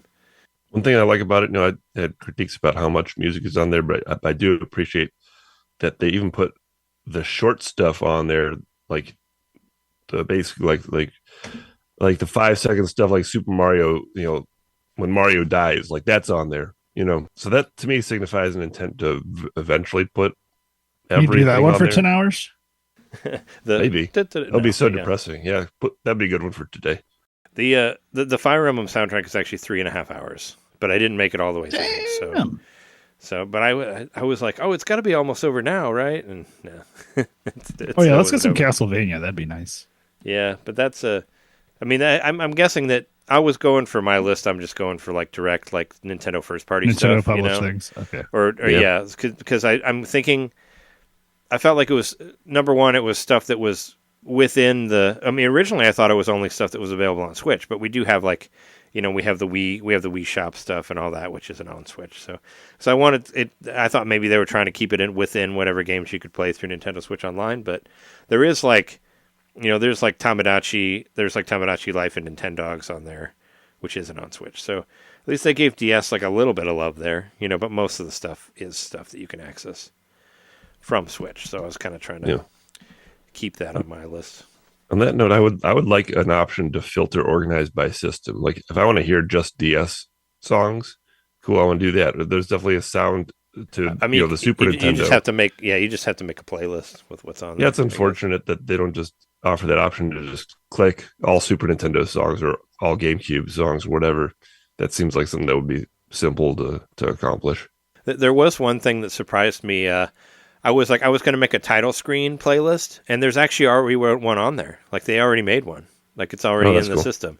Because I looked up title screen, and it's like, here's a title screen playlist, and it has like all the opening, all the title screens for all the games that are on there. And I was like, that's cool. And I made my own, but that other one was longer. So they did already make that, but it wasn't up front on the front menu, so you had to kind of search for it.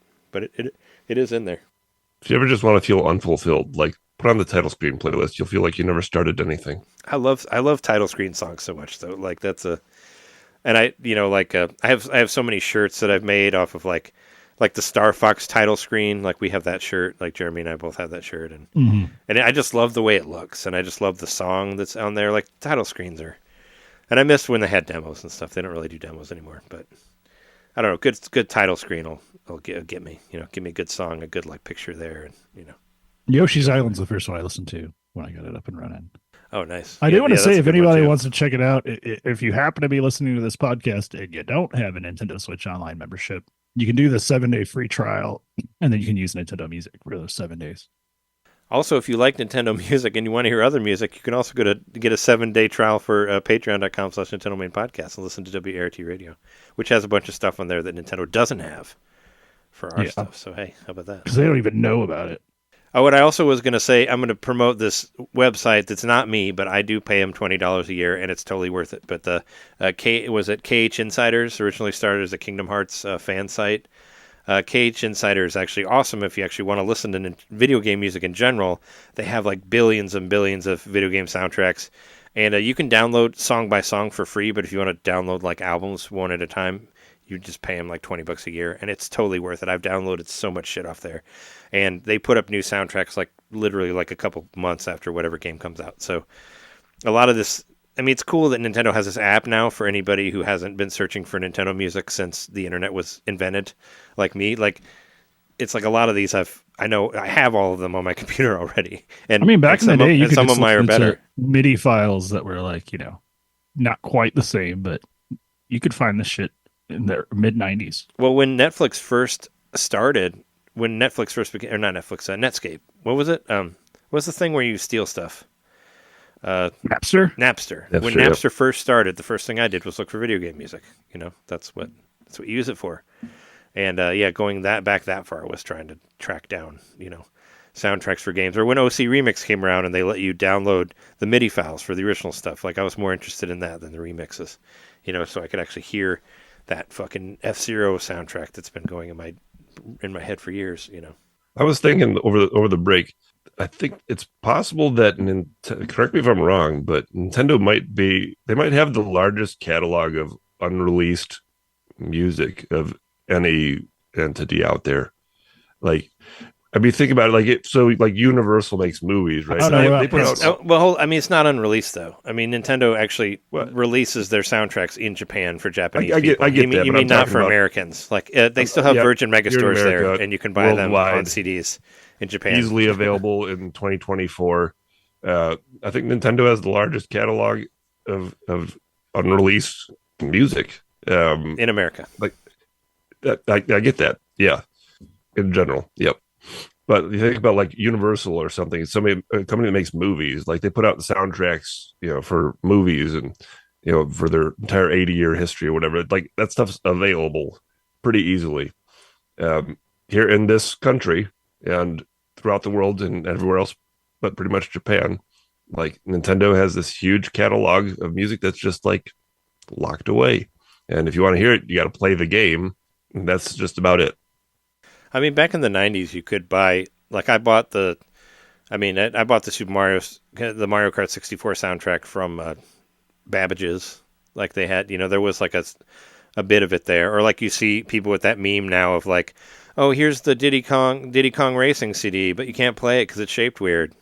You guys are idiots. You can play it if you were alive when it was released. Maybe you can't play it now on your fancy new CD player, but if you had an old CD player, you could play it. I listen to it all the time. I had the Yoshi one too, that had the Yoshi shaped with the Yoshi Story stuff, with the ska song on there. So yeah, I'm just saying this was a thing, like where they did release video game music back in the 90s, but it just kind of went away. And it was sporadic at the time. But aside from Nintendo, other companies do that. Like when Sonic Frontiers came out, it's like here's the soundtrack. It's on Spotify. You can buy it. Like 90% of the video games do that now, but Nintendo doesn't because they're idiots. I guess I don't know. they don't want people to buy their soundtracks. But I'd like to know what's the number of songs that Nintendo owns the rights to. I mean, it's take a guess. 50,000, somewhere around there. Maybe, I don't know. Probably more than that. Huge probably more than that. I'm being conservative. No conservative stuff on this show. We had enough of that yesterday. Yeah, I shouldn't do that. Yep. Let's see. Let me find my top 5. I have it on here. I didn't put it on the list because I like to keep it a surprise. I've actually already talked about a couple of them on here, but my top 5 is number 5. I would have the Smash Brothers Wii U / 3DS disc, which I talked about earlier. That was something that was already released through Nintendo Club. Just put it on the app, like you already got it there. My number 4 would be Tokyo Mirage Sessions Sharp FE, because there's some really good J-pop songs in there, and that's a Nintendo-produced game, but you could actually have a Persona-style soundtrack on there, but not. But Nintendo owned, Tokyo Mirage Session was on Wii U and Switch, and that's the only thing that it's on, so I think you could do that, because you got that. And that's my number 4. Number 3, motherfucking Earthbound. Why is Earthbound not on here? Jeremy was talking about RPGs. Earthbound has a fucking amazing soundtrack. Hirokazu Hip Tanaka is one of the composers on that. Very, very good soundtrack. I actually have a vinyl of it, but I think it's unofficial. It's unofficial, whatever, MIDI vinyl of Earthbound, but it's awesome. Like it's so good. Like there's so many great songs on there. I'm kind of upset that's not on there because, yeah, give us something. Or it'd be kind of funny. Put Mother 3 on there because, we'll never get it in English. Put the soundtrack on just to piss people off. That would be funny. That's my number 3. Number 2, another game that's not on there that has nothing on Switch yet, but should. Rhythm Heaven, any of them. Or Rhythm Heaven Mega Mix. Do that one. That has all the games on it. Like it has all of the rhythm games. Like when I first discovered the Cage Insiders website with all the music on it, first thing I did was download all the shit from Rhythm Heaven, and I just listened to that like crazy. It is so good. Like it's like Rhythm Heaven Fever, like the Wii one.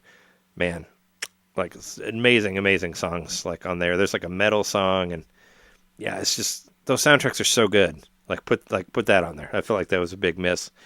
And I think my number 1 is similar to what John's number 1 is, because we both talk about both these games a lot, but they need to be re-released at some point. My number 1 is F-Zero GX. Put that on there, especially. And if you're going to do it, put all of the theme songs on there, because all of the racers, all like 50 racers in F-Zero have their own theme songs, which were hidden within the bios of the characters, and you had to find it within the thing. But it's fucking great. There's like these indie rock songs in there, like it's amazing. Like the theme songs for each character are so cool. Like just having that alone on there in the app would make it huge. Like just for people to realize like how immense of a soundtrack this game had and like how good it was. Like, yeah, get more hype around a possible re-release of F-Zero GX at some point. Like, I would just love to see those, like I said, those bio songs, which people probably don't even know about, or you could have played the game and never even known about it because you had to find it in the side menu. But they're so good, and they're like 3-minute like rock ass songs, like they sound like indie bands or whatever. So that's my number one for that. Just a couple things to be kind of funny. I think it'd be funny if they released like a Guitar Hero soundtrack, Guitar Hero Wii, and it's just the playlist of the songs on the. But no, not necessarily a like joke, Dragon Force. Yeah. But I would really love there to be anything from any composers like Aerosmith, Metallica. I love the music in WarioWare Twisted. Like any of the WarioWare games would be, and that's kind of in line with Rhythm Heaven. It's the same. Yeah, I thought about that too. But that would be such a fucking hilarious thing to play at work, like just a WarioWare soundtrack with all these weird sounds. You just want the Pizza Dinosaur samples song. I love the Pizza Dinosaur. I love the Mona's Pizza song. Yeah, that one. I mean, I think Pizza that's on all Dinosaur the is a different song. Oh, sure, but don't they mix them? Like, there's one they where do they go eventually. back and forth. Eventually, they're like arguing with each other or whatever. Yeah, I have WarioWare on my list too. I'd love to just shuffling through a playlist, then throw in something like absolutely bonkers weird, like off the WarioWare soundtrack, to remind me that I am listening to a Nintendo Music app. Mm-hmm. It'd also be more fun with stuff like that when you're making playlists to just kind of like surprise people. Put some weird playlists and have like a weird farting sound in the middle or whatever. And you can have like you can always have Mario dying in there, or whatever. Oh, over and over again, please. Every other track is. It's like my DJ tag. DJ Death. In my list, I want the black box games on there. I think it's important to put like baseball. Baseball, yeah. Balloon like fight. Start from the beginning. Balloon fight's got good sound. I mean, that's a Hirokazu joint too. So and that's going to be a movie, I've heard. Yeah. We did 2020. We did the trailer for it, starring Chris Pratt as the balloon guy. I think it'd be cool to just like you're launching your music app, celebrating your history, like start at the very beginning and show the first games that you put out, and some simple music, but yeah, that would be appreciated. The entire Wii series, put on Wii Fit, Play music, all those had some like good, smooth, jazzy sounds to them. Akin to also the menu type music, they're all the same type. Yeah, just put that whole thing out there. Some great study music. All of the Mario songs. I think it is ridiculous that this did not launch with all of the Mario soundtracks. Like Super Mario 3 we talked about, but Super World. Mario 64. That's what I want. I mean, that's my favorite. Even Mario 2 has that's my favorite soundtrack. 3D. That's my favorite 3D game. But I love that soundtrack so much. Soundtrack? 64. 64. Yeah. Yeah. I think 64 is on there, isn't it? No. Okay. It's only Odyssey and Galaxy. There's only 2 64 games on there. There's Star Fox 64 and Ocarina of Time. That's all we have. It's sad. Very sad. My number one, Chibi Robo. I mean, I love that series. Talked about that game a million times, but we're talking about just the music. That qualifies. Like the music in that game was great. It was really different and creative. And if you want the soundtrack, I can send it to you. I have it. Oh, sweet. As you said, I have the soundtrack for everything, so I have the Chibi Robo soundtrack. Cool. I think that was a large soundtrack too, as I recall. I mean, a lot of these soundtracks are pretty large. Like if they're not like a Mario game, because those NES games, most of them only have like 5 songs, but this one has more. I was going to put what was it? I commented onto our Facebook group as well that I think it would be funny for Nintendo to put Wind Waker and Twilight Princess on their soundtracks just to like fuck with the people that still think that's going to somehow come to Switch. It'd just be like, oh yeah, and here's the soundtracks of these 2 games that we're never releasing. They're staying on Wii U forever. They're going to put up Mother playlists. 3 would be fuck hilarious. Yeah. Well, Mother 3 would be great too. But like Wind Waker, I think Wind Waker is probably one of my favorite Zelda soundtracks, I think, out of all the games. Like Wind Waker's definitely up there. That one's really, really good. I think overall sound design, it's the best Zelda. Yeah, I mean, the soundtrack is incredible. I mean, of course, I miss seeing like A Link to the Past on Super Nintendo. Like, has such a really great soundtrack too. Like, it's the same shame that's not on there because that has like this feeling to it. But I mean, Super Nintendo music is what got me into this stuff to begin with. So I want all They of them on should there. support Mario Paint, and then people can make their own compositions and put. Yeah, Mario Paint. Well, Mario Paint, even without your created stuff, it had some cool jingles in there and whatnot. When you're posting the Splatoon 3 stuff, John, it's kind of unfortunate that the Splatoon 3 soundtrack actually will show the credits of the fake bands in the game, but not the actual composers. I didn't think about that. Like, that's kind of an extra like knife in the back there. Where it's like, what? You put your Even made up the fake bands names. composers aren't getting credited. Well, they do show that they show the fake names of the bands from Splatoon, but not real people. But they Big do actually Squid is rolling in his credit grave. them. It's like, come on. It's like you went to that thing, but you didn't do the extra stuff. Well, I mean, it did hit the number one on the on Apple's App Store. I don't know how it's doing on Android, but I imagine it's pretty much in the same ballpark. It's the number one, not just music app, but all apps. And so that, I hope, sort of pokes Nintendo a little bit to be like, hey, we should really make this like a premium thing and throw all of our music on there as soon as we can, because we have the attention of all these people. It's the demand is clearly there. People can subscribe to this and not even have a Switch. They can do that right now. You can subscribe to NSO, and you can get the benefits of this music app for $50 a year without even owning a Switch. What a great inroads to people who are lapsed gamers, or people who just like interesting music and aren't gamers at all. $50 a year for a music app, that's pretty good. I think most of them are around $10 a month, right? They have slightly higher libraries. They have higher libraries, yeah. You can actually use it on the lower level too, because Jess only has the $20 a year NSO, and it's on there. It's on there also, so you don't even need to do. So you for don't even need $20 a year, back. Yeah, that's. I mean, they would be so smart to just throw all of their music on there as soon as possible. For that reason, a music app for $20 a year with all the Nintendo songs. Well, what a great inroads to people who aren't really interested in Nintendo right now for whatever reason. Maybe they were, maybe they're just not gamers in general, but get them on board and then get them ingratiated to the Nintendo brand, and then maybe they'll go ahead and buy the Switch. I think that's the plot. I think that's what they want to do. Yeah. But it requires the actual music to be on there before people get burned out and listening to whatever song for the 50th time.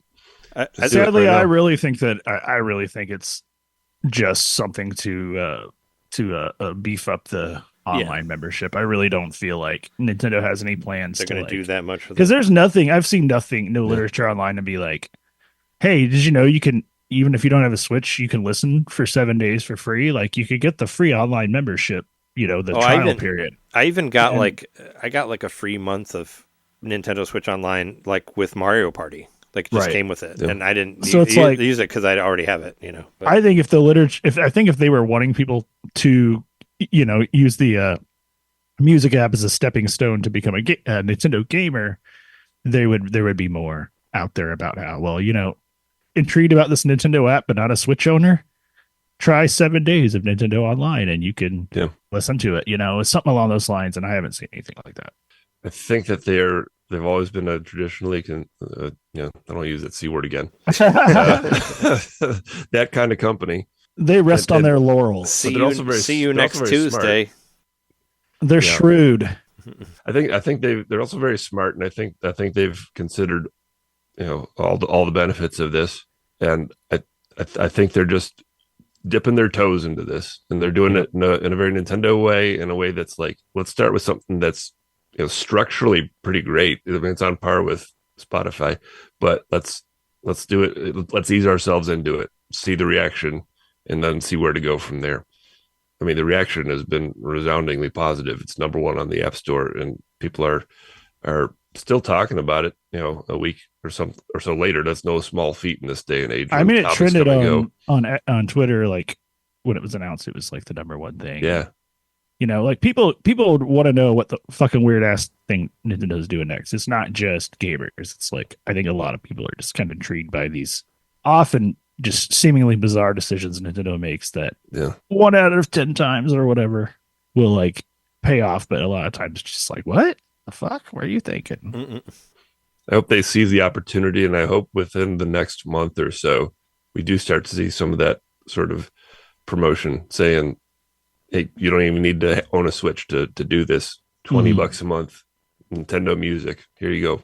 And this would make more sense, 10 years ago or whatever, when the 3DS $20 was also, a year, rather. Yeah. When the 3DS was around, like, when there were more platforms attached to Nintendo Online, then it would have made more sense. Now it's like, we didn't have all to, in on the Switch. We didn't have to pay online then. We didn't have to pay for online. That's true. 3DS, that is free. true. That is It true. was free. We didn't have to pay it until Switch.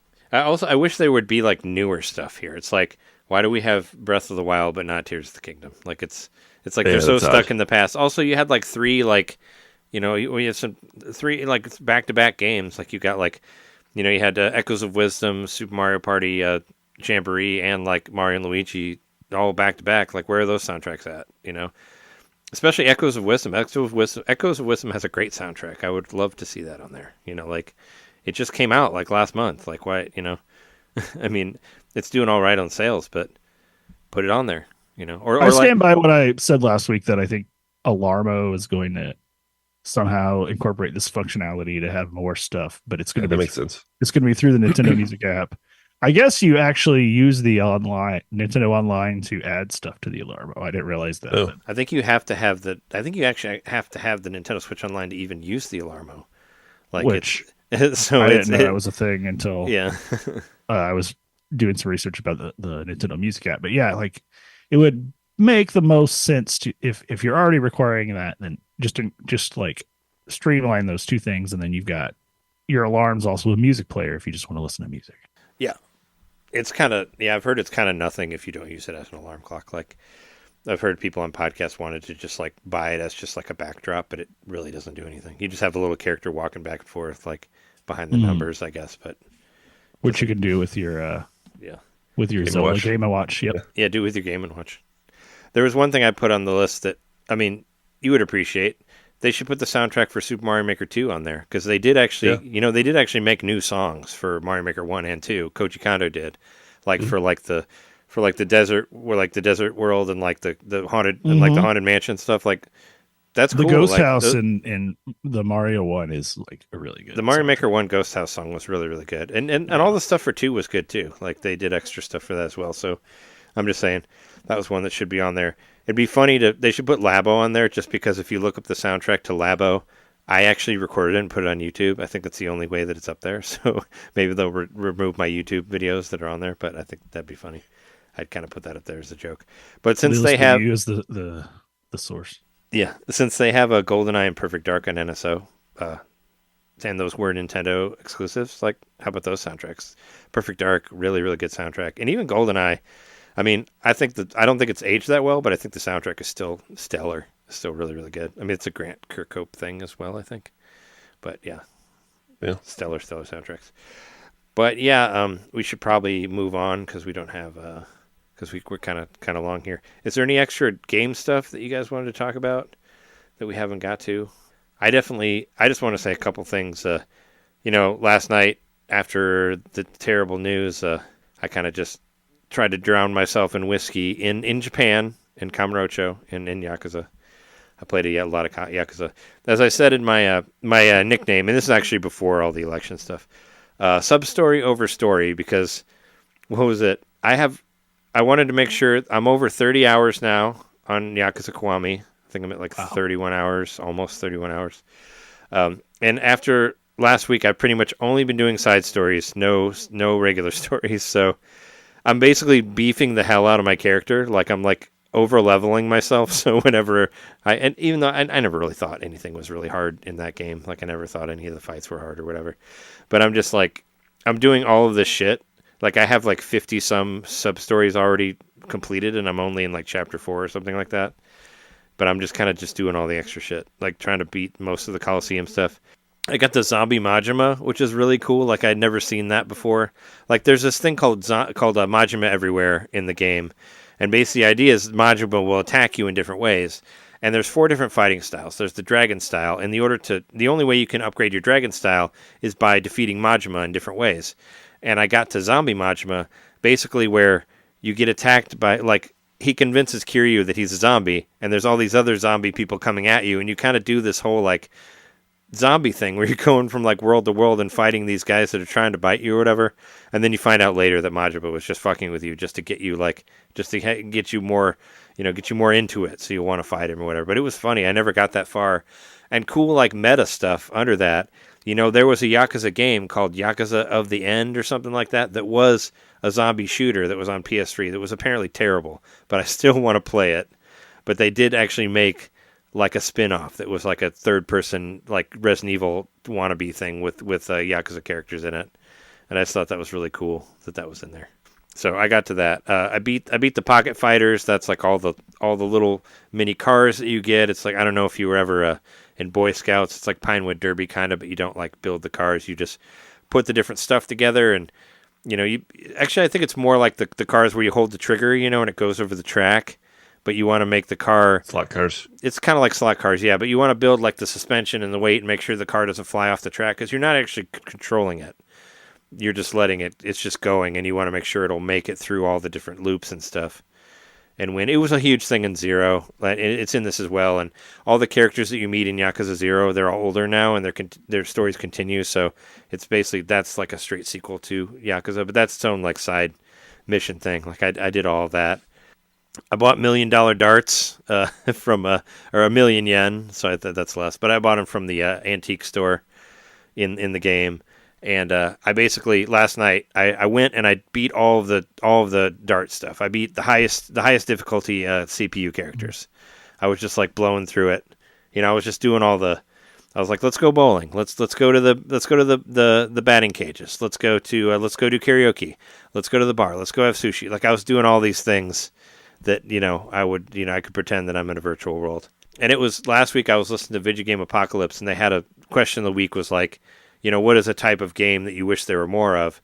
And somebody wrote in and said that they wish they saw more stuff like Yakuza, basically like an open world in a small space. And I never really thought about it in that way. Like Yakuza is basically an open world, but it's all kind of the same small like segment of Tokyo that you walk through. But there's so many things you can do. Like they're saying, like they want a small space with a shit ton of things to do instead of a giant space with like nothing to do. Where you have plenty of Assassin's Creeds that are like that or whatever. But Yakuza has everything contained, and you can do. You can go to strip clubs, and well, I mean they don't actually strip, but you can go to like adult. You can go to host bars and hostess bars where you talk to the hostess and they can go on dates with you and stuff like that. Like there's all this extra shit that you can do aside from just the regular story, and that's kind of what I love so much about these games. I wish I would have remembered this when you were here, Jeremy, because I guess only on the Switch version, I think there's actually, you can do multiplayer side games, so you can do like the bowling game and the batting cages and all that, like as a multiplayer thing, and I think that's only on Switch, because it was part of the Japanese commercial for Yakuza Kiwami on Switch, and we could have tried that out, but... I was a bit... so I didn't mention earlier, but like I hung out with Trey because Sean and I went to see Stevie Wonder, which was one of the best live concerts I've ever seen in my life. I imagine, yeah. You did at the United Center. I've been there. At the United quite a Center few times. So I got to see the jerseys hanging down, and the Stanley Cup was there. I got to like hang out with it. No, I'm just kidding. But that was where CM Punk got fired. AEW was nice. At the United Center. That's when I heard about it. Was when I was standing. It was cool, standing outside of the United Center. For being such a huge venue, it was a lot easier to navigate than any other venue of that size I've been to. They did something right with the way they've laid that place out, because we found our seats pretty easy. It doesn't seem that big. I know it's bigger. It's pretty big. Like when we went to the Wintrust Arena, like that's a smaller one, and United Center's bigger than that. But you're right, it is. I guess it doesn't feel as big to me because it's really easy to find your section and your seats or whatnot. When there was a point where somebody was like, it's also funny because it's like the most I've ever been asked to take out my phone at a concert. Like Stevie Wonder kept being like, "Take out your phone now, record this thing I have to say to you," and he would give some advice or whatever. Oh, really? He wasn't like, he was just totally put your like, phones away. Oh, he was so casual. It was kind of cool. It was like, I don't know. This dude's been playing since like professionally since 1962. He was only 12 when he started, but like he's basically been writing bomb ass music for like 60 years, over 60 years now or whatever. So it's like it was so good. There might have been 2 songs I didn't know, and they were from like newer things he's recorded, but yeah, everything was a banger. The people were having a great time, and man, just I still am kind of processing the fact that I got to see Stevie Wonder live, like somebody I've been listening to my whole life. But yeah, I went to Trey's after the fact because my wife was going to a rave. Yeah, I was like, I don't know, I just don't think that's my Patreon my jam. Patreon version last week had that at the end of you saying that if you could come by or not. Yeah, I had just been at I went to a Halloween party at Jess's friend Caroline's house, and I thought that I was going to come pick up Jess because they'd been drinking all day, but Jess wasn't drinking anything. So Jess was like, I'm going to drive back. So I'm like, oh, cool. So I just like grabbed the bottle of whiskey there and was just like, and I'm like, and I just, drank a I was talking to Jess about it a little bit. Good amount of whiskey. They mostly drank while they were getting the party set up. Yeah. So by the time you got there, I was already kind of loaded. That's what I was saying. We played a game of Mario Party. I don't remember any of it aside that we lost to the computer player. I remember being somewhat underwhelming, but I think we just weren't getting very fun mini games, and also I was falling asleep while I was playing because I was so exhausted. You were falling asleep. I remember actually pressing the start button on your controller while you were asleep, being like, "Wake up! It's the next thing. You got to play it." But do you remember which mini games we played? Because I really don't remember. I remember I was doing terrible because I remember going by the star a couple times and not having enough money to buy it. And I remember we lost to Wario, and that was kind of confusing me too because you always play as Wario, but you were playing as Waluigi. Yeah, I should have played. I've changed things, so you kind of because it was confusing me too. Yeah, but I ended up we lost to the computer pretty badly. I think they ended up getting the Jamboree member, so they could get extra stars and all that. But I got one of the bonus stars. I can't remember what it was, but I did get a bonus star. Yeah, I don't. But I do not remember any of the games that we played. I think maybe we did a partner game for Yoshi. Maybe I don't know. Mm-hmm. It was really a blur. I want to play more of it for sure. And I said, we did a 10-round game, and I'm like, after Jess and I played a 20-round game today, I'm like, I'm never playing a 10-round game again. I think that's too quick. I think 20 is the perfect amount, because you have more time to do stuff, and there can be interesting changes and stuff. I feel like 10 is just We're also way playing the Mario quick. Kart level, which was a little confusing. Oh yeah, we played the racetrack. Which I picked it, so I've only myself to blame. But something about being on the cars just felt a little different. But kind of confusing. Yeah, I never got a star. I don't know. I never felt like I had a chance, and at the same time I was falling asleep. But it's not because it was boring. It's because I worked that morning after closing the night before, and then we basically were just on the road as soon as I got off of work, and then I watched that concert, which was 3 hours, and I was sleepy, boys. I'd been up pretty well. I delivered for 6 hours before the party, and I also drove there early to drop Jess off, and then so I was just I was just out of it. And then you fell asleep, and I recorded the ending of The Substance and I posted it on Twitter last night. That movie's awesome, though. I think that's my favorite movie of the year. I'm going to watch it. You should see it. It's amazing. I watched it. I've been telling you Sean can get Mubi as a streaming app. You can get it for free for a week and watch it on there. And that's how I did it. I did the kind of like The Stuff. It kind of reminds me of that. Nah, the stuff is shit compared to this movie. It's kind of like a really fucked up version of Your Name. Not to bring up the anime Your Name again, but it is very much like that. So, because Your Name, two people exist in the same body. That's kind of how this works. So it's so The Substance is a thing that you buy to keep yourself younger, but it doesn't actually necessarily keep you younger. It creates a clone of you that's younger, but you both have to share the same body. So your clone will actually take spinal fluid from the one body to keep you alive, but if you keep doing that, it deteriorates the other one. So it becomes this struggle between old Demi Moore and the young clone of Demi Moore or whatever.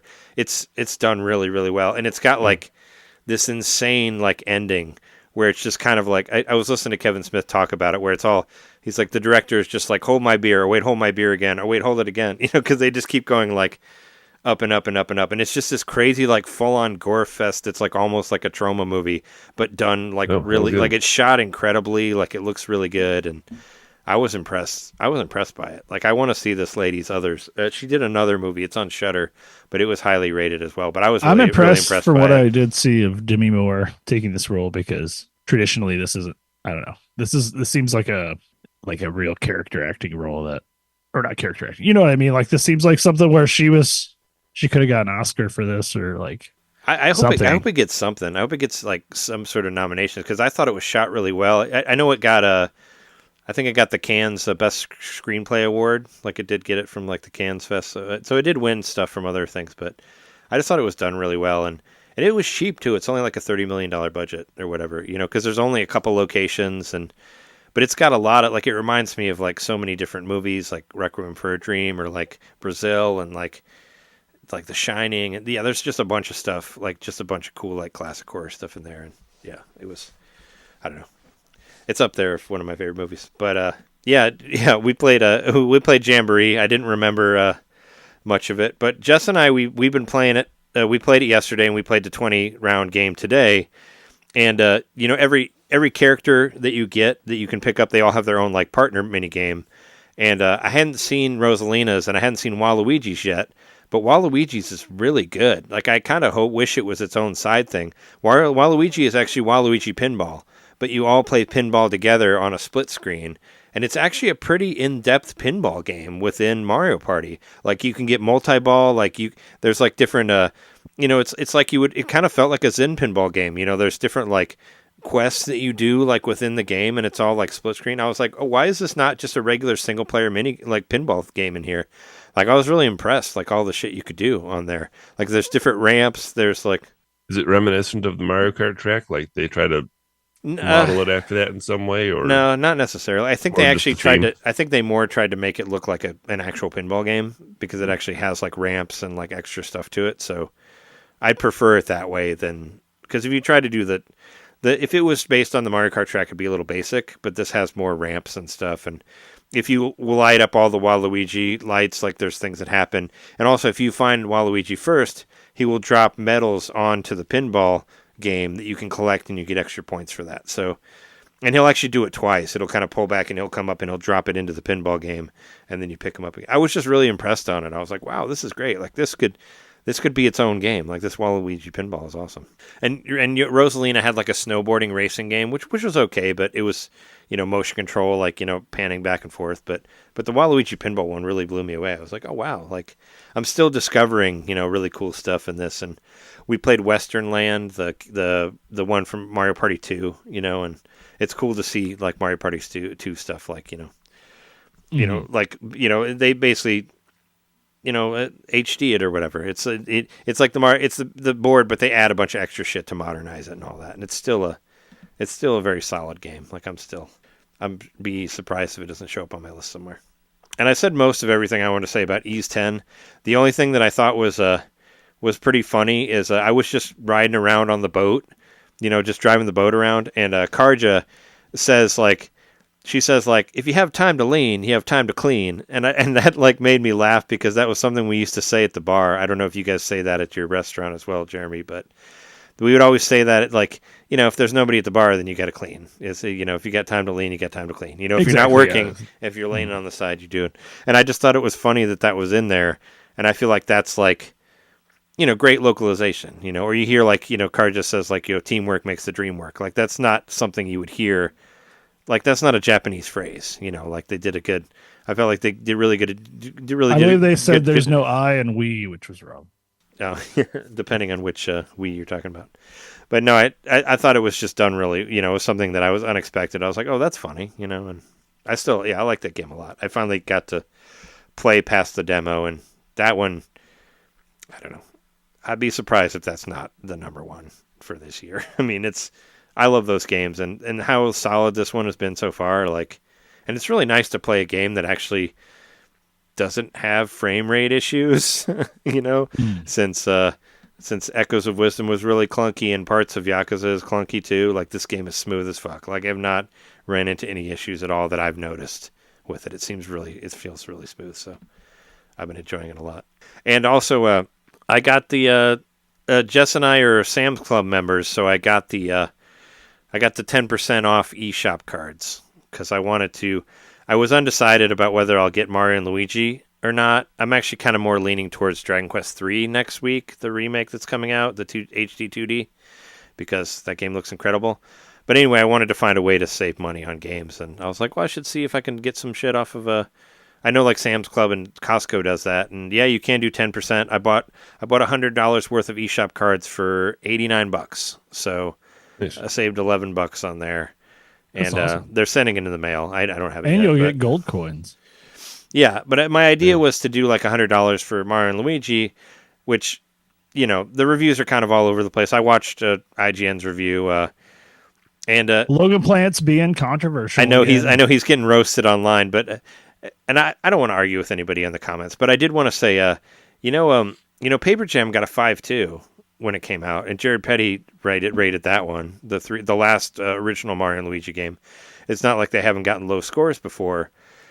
But I loved Paper Jam. But when I played Paper Jam, that was before we had even moved. And the reason I loved it so much was just how, because there were no like RPG like Paper Mario games at all. Like last one we had gotten, which was Origami King, which I fucking skipped because it took out all the experience points and all that. So I wanted an actual game where you could level up and up your stats and buy new equipment and all that. So I loved Paper Mario or Paper Jam because it was what I wanted at the time, Whereas I don't know if this one will necessarily fulfill that because we already got the remake of Super Mario RPG and we also got the remake of Thousand Year Door, which were not there before. So Paper Jam was the one that tried to combine Paper Mario with Mario and Luigi, right? Yeah, which I actually loved that. I thought that was done really well. I loved the paper mechanics in there, and I thought it was really cool to see Paper Peach meet Paper Peach meet Sprite Peach and the Paper Bowser and Sprite Bowser. Like that was cool. I thought how they combined the worlds together, and you got the Paper Toads and the regular Toads and all that. I thought it was one I stayed away from because it got such a low score, but I ended up really liking it in the end. And there's been many times I've been where IGN said this, but I ended up loving it past whatever they said. But yeah, like the game where you swim. I like that game. It was a very relaxing game, and a lot of people liked it for that. I'm sorry, some people are mad you couldn't get to the credits quick enough. Yeah, I'm sorry. No, some people were angry that you couldn't get to the credits quick enough, but some people don't care about that. Like me, I put 50 hours into that game, and I never finished it, and I still loved it. So that's how I feel about that. But If Dragon Quest III wasn't next week, I would consider getting it. But motherfucking Dragon Quest III 2D HD next week, yeah, considered one of the best games of all time in Japan with new content. Yeah, I mean I can't skip that one. It's like I said, it's considered one of the greatest games of all time by many. So, and I heard Nadia talk about it as well. Just don't call into work to play it. Got me even extra psyched about it. So I'm leaning towards that, but we'll see. You're going to call into work to play it? I mean, I don't have a schedule, so I don't have to call into work. I just won't sign up for How times delivering. have changed since mid-'80s Japan, late-'80s Japan. Yeah. No, I want that. I think I'm going to buy one game. I'm hoping it's going to happen this week because I'm finally, I think, at the point where I can buy one, and I think it's probably going to be Ys 9. Ys 10, sorry. That's the one I want to play. That's the one I had the most fun. I want to play Metaphor more, but I'm going to wait until it goes on sale. I think that's probably my favorite RPG I've played this year so far. That's just from the demo, but the good thing about Ys is you can get it 60 on whatever system you want. You don't have to pay 70 on PS5. So I'm probably going to get it on PS5. Yeah. I'll probably get it on PS5 just because based on the demos that I played, I've enjoyed it a lot more than PS5. I just think it looks crisper, the textures are nicer, and the frame rate is super consistent. I think the textures are the same. I think the big thing, there's just no pop-in on PS5. I've actually seen I've looked at it. I mean, I've played both of them. The textures are different. Sure. Maybe it's 2 points extra on the resolution. I mean, it's my eyeballs notice the difference. I mean, I'm not a developer or an analyst or whatever, but okay. Well, I can very noticeable difference. I can show you videos of it that they've actually I've played posted. both, so I could show you videos in my head. No, I can't. Yep. I'm gonna say it probably it loads faster and there's no pop in. That's the major difference that I And it noticed plays smoother. from Like watching the videos of it. targeting just feels so much smoother. Maybe it's easier to click the stick in or something. It just That feels version. more streamlined, like control wise, and I don't know how else to describe it. Maybe it is the controller. Maybe that has to do with it, but I mean, you are that was a using that. huge difference. I've been you are playing using like that I bad, love the demo so much that I started 8-bit all demo. over again. Yeah, I started all over again on the PS5, and I haven't played it since last week, but still, it was a fun enough demo that I wanted to keep playing it. So that's why it's probably the game I'm going to get as my, I'm just going to like chew on this for a while. It's going to be my little RPG that gets play. And I do want to play Dragon Quest 3. Don't get me wrong, like because I started playing Dragon Quest 3. I actually have it the whatever the mobile version is that you can get on the Switch. I played all the way through 1 and 2. So I've beat the first 2 Dragon Quests. So I do need to play through 3. I stopped abruptly, and then we found out about this game, and I was like, well, I'm never going back to it. I'm going to wait until this to beat Dragon Quest 3. So that's also a thing I need to keep in mind. I need to beat this game. It's on my list because then I can move on to 4 and 5 and start to be more of a legitimate Dragon Quest fan. Yeah, it looks great. The HD 2D looks really cool. And yeah, there are some extra stuff that wasn't available in the original one. So I'm really excited to try it out. And yeah, Dragon Quest, big fan of that series. So probably end up getting that one. But you've been playing Monster Hunter still, right? Well, I did. So I played Monster Hunter up until basically the last moment I could, which was late Sunday. I didn't realize it. I thought for some reason I had interpreted it as being like for like a 3-day trial or something, but it was a full week. But I literally played everything. Like I even checked online to make sure I had seen everything. And there's only 4 monsters you can fight. I fought all 4 of them, and I even did I tried out the online mode where I would either call people to join me or I would join their quests. And it reminded me so much of Elden Ring.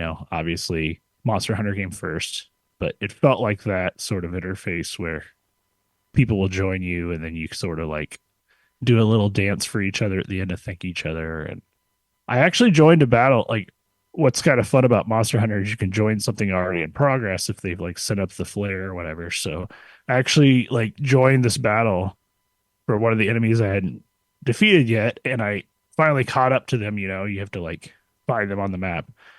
And I caught up to them and they were just finishing off the monster. I literally did nothing. I just ran up, the monster got defeated, and then I carved it. And I'm super excited. I'm like, I'm going to make some armor. Nope. There is no ability to make any gear in the demo. And that is sad to me because I really wanted to make some gear. Like, I got to wait till next year to play this game, but normally they don't. I know I've heard a lot of like mixed opinions on how well it ran and stuff, but I had fun with it. It felt like more of Rise, and I'm all about it. And then the mobility options of the Chocobo, the lizard Chocobo, or whatever you want to call it, like just changes the dynamic a lot. But yeah, I liked it. I want to play Monster Hunter Wilds next year when it comes out. I'll probably, if things go according to plan, I'll be a day one adopter of that one.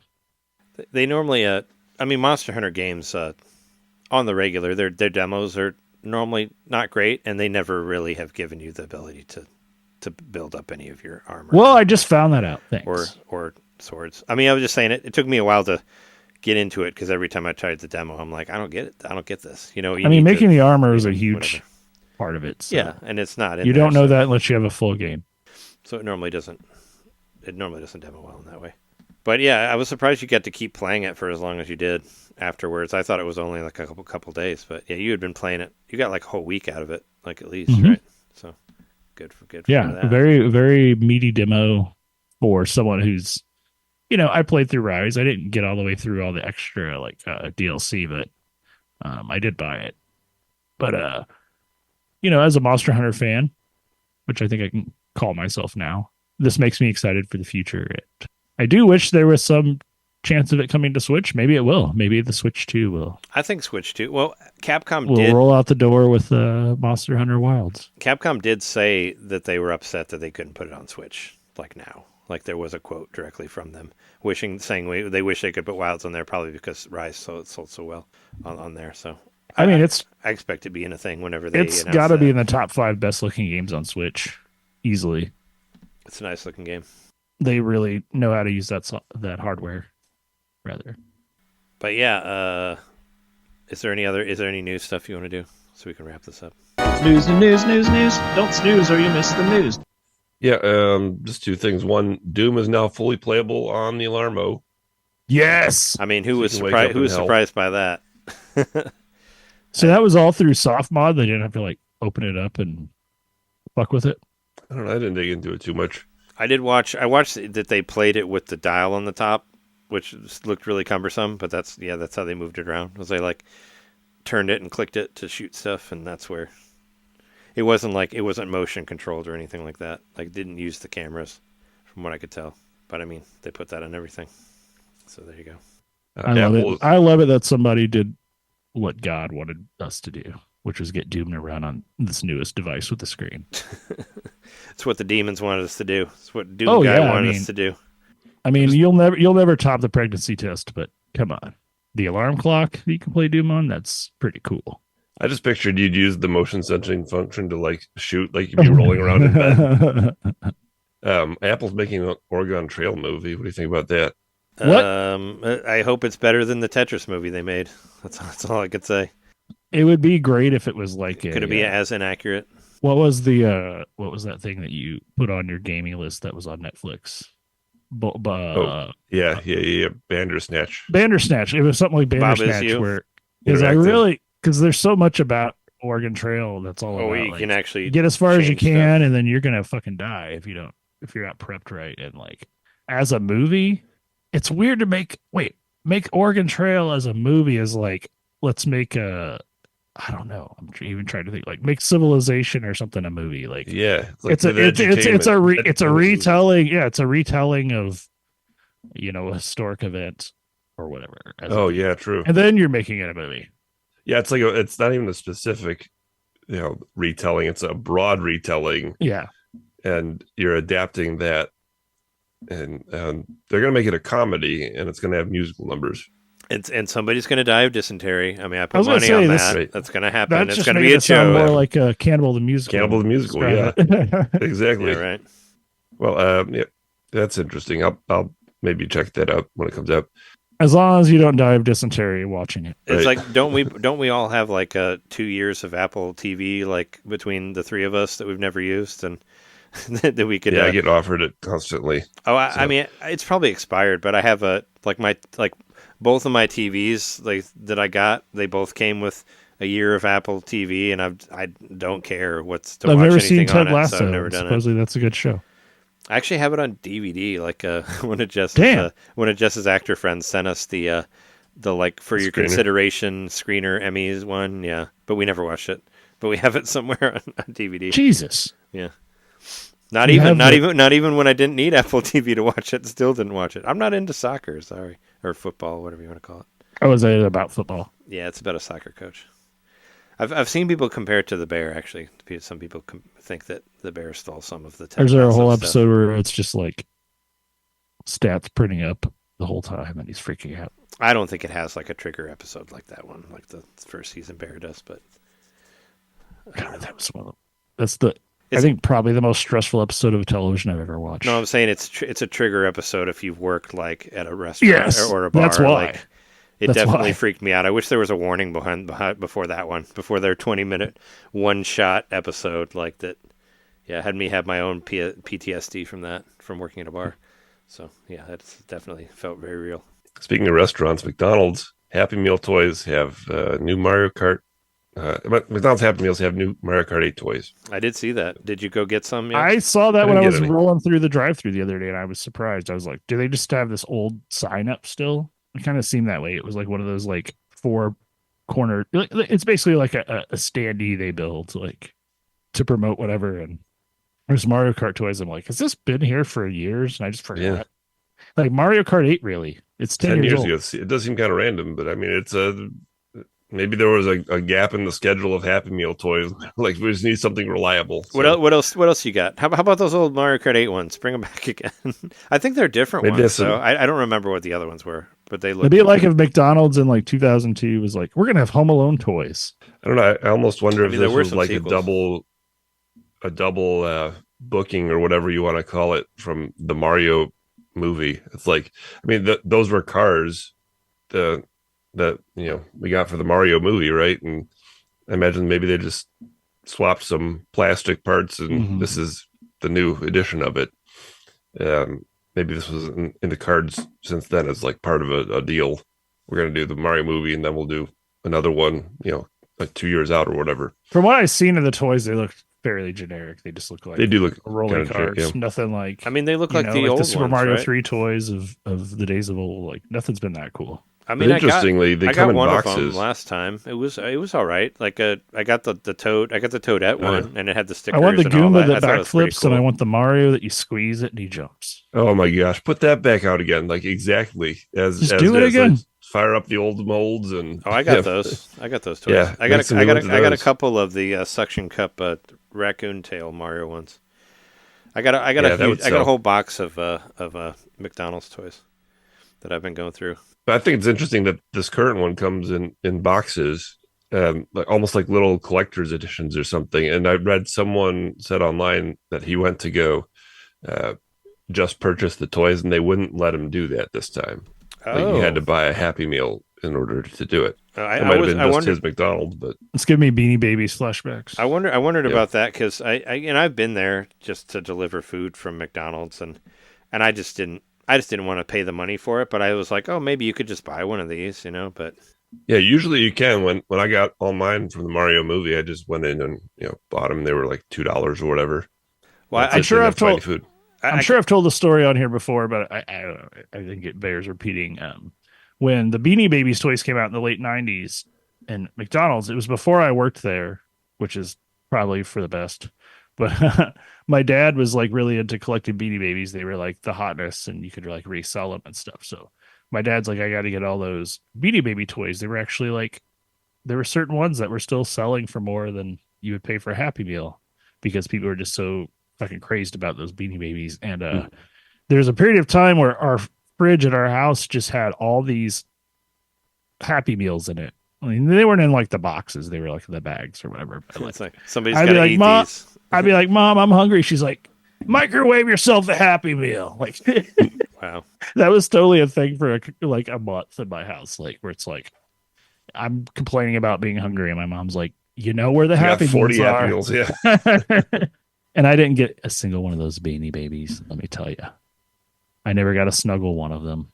They all got put into the fucking commerce blender. I always thought Beanie Babies were like recycled Pound Puppies. You just stick some beans in there. I never put that together, but they kind of look similar. Like... That's what I got from it.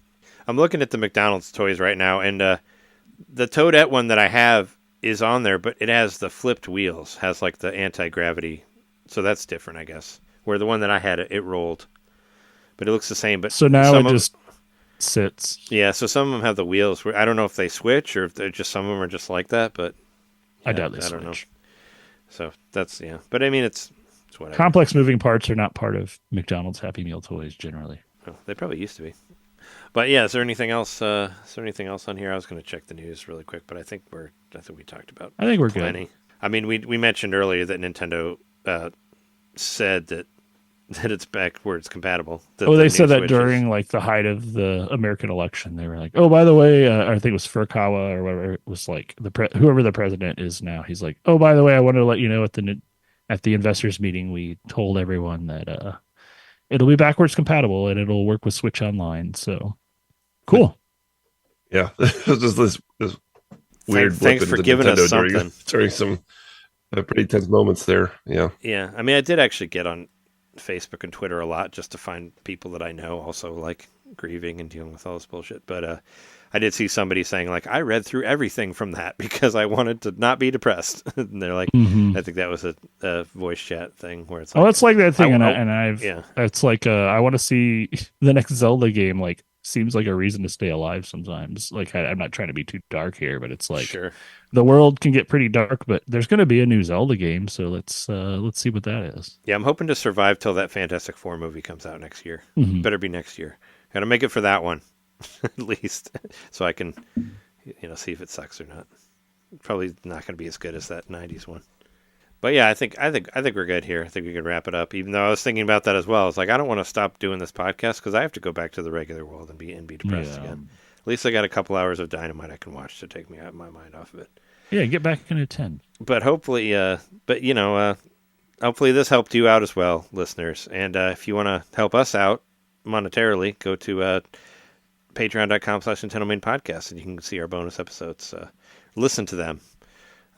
There's the new WART radios up there and the new expansion pack as well, where we talked about our favorite composers before the Nintendo app even existed. We didn't even know about it, so check that out there. And you can find us on there's a Facebook community group. You can find me at JMaxStack. Jeremy's at JMaxStack. I'm at Nintendo_domain on Twitter. I'm also on Blue Sky. Just look up NintenDomain. You'll find it on there. I still post on there. Nobody really responds to it, but I still do. You can check it out there. And youtube.com/NintenDomain podcast. I posted my unboxing of Ys 10 on YouTube. If you didn't get to see that, if you're not a patron, you don't want to watch the 2 minutes of me opening it and being disappointed, you can watch that on there. So, and twitch.tv/NintenDomain podcast. Last week, I got shot in the face by Snoop Dogg on Fortnite. You can do that now. So, if you ever want to get shot in the face by Snoop Dogg, you can, or you can hire him to shoot. Murder was the case to shoot people for you. So, he's in there now. But yeah, check out all that stuff. And we've been your hosts. I'm Trey Johnson. I'm Jerry Mikowski. John Litter. And thanks again, Hugh, for being on the show. And check out all that info on the description and whatnot. But thanks everybody for listening. We'll see you next time. Seaweed. See ya.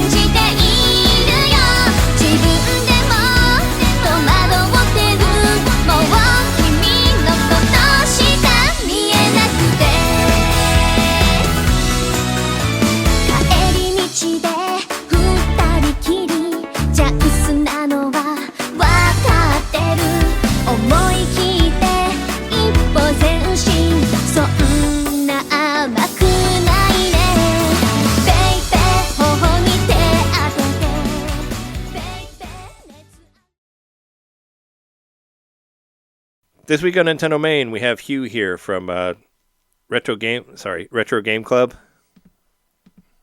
Right? Yes, that is correct. Oh, I was supposed to chime in there. No, Yes, no. You don't have to say anything yet. I have to do the beginning. I'm butchering this already. That's fine.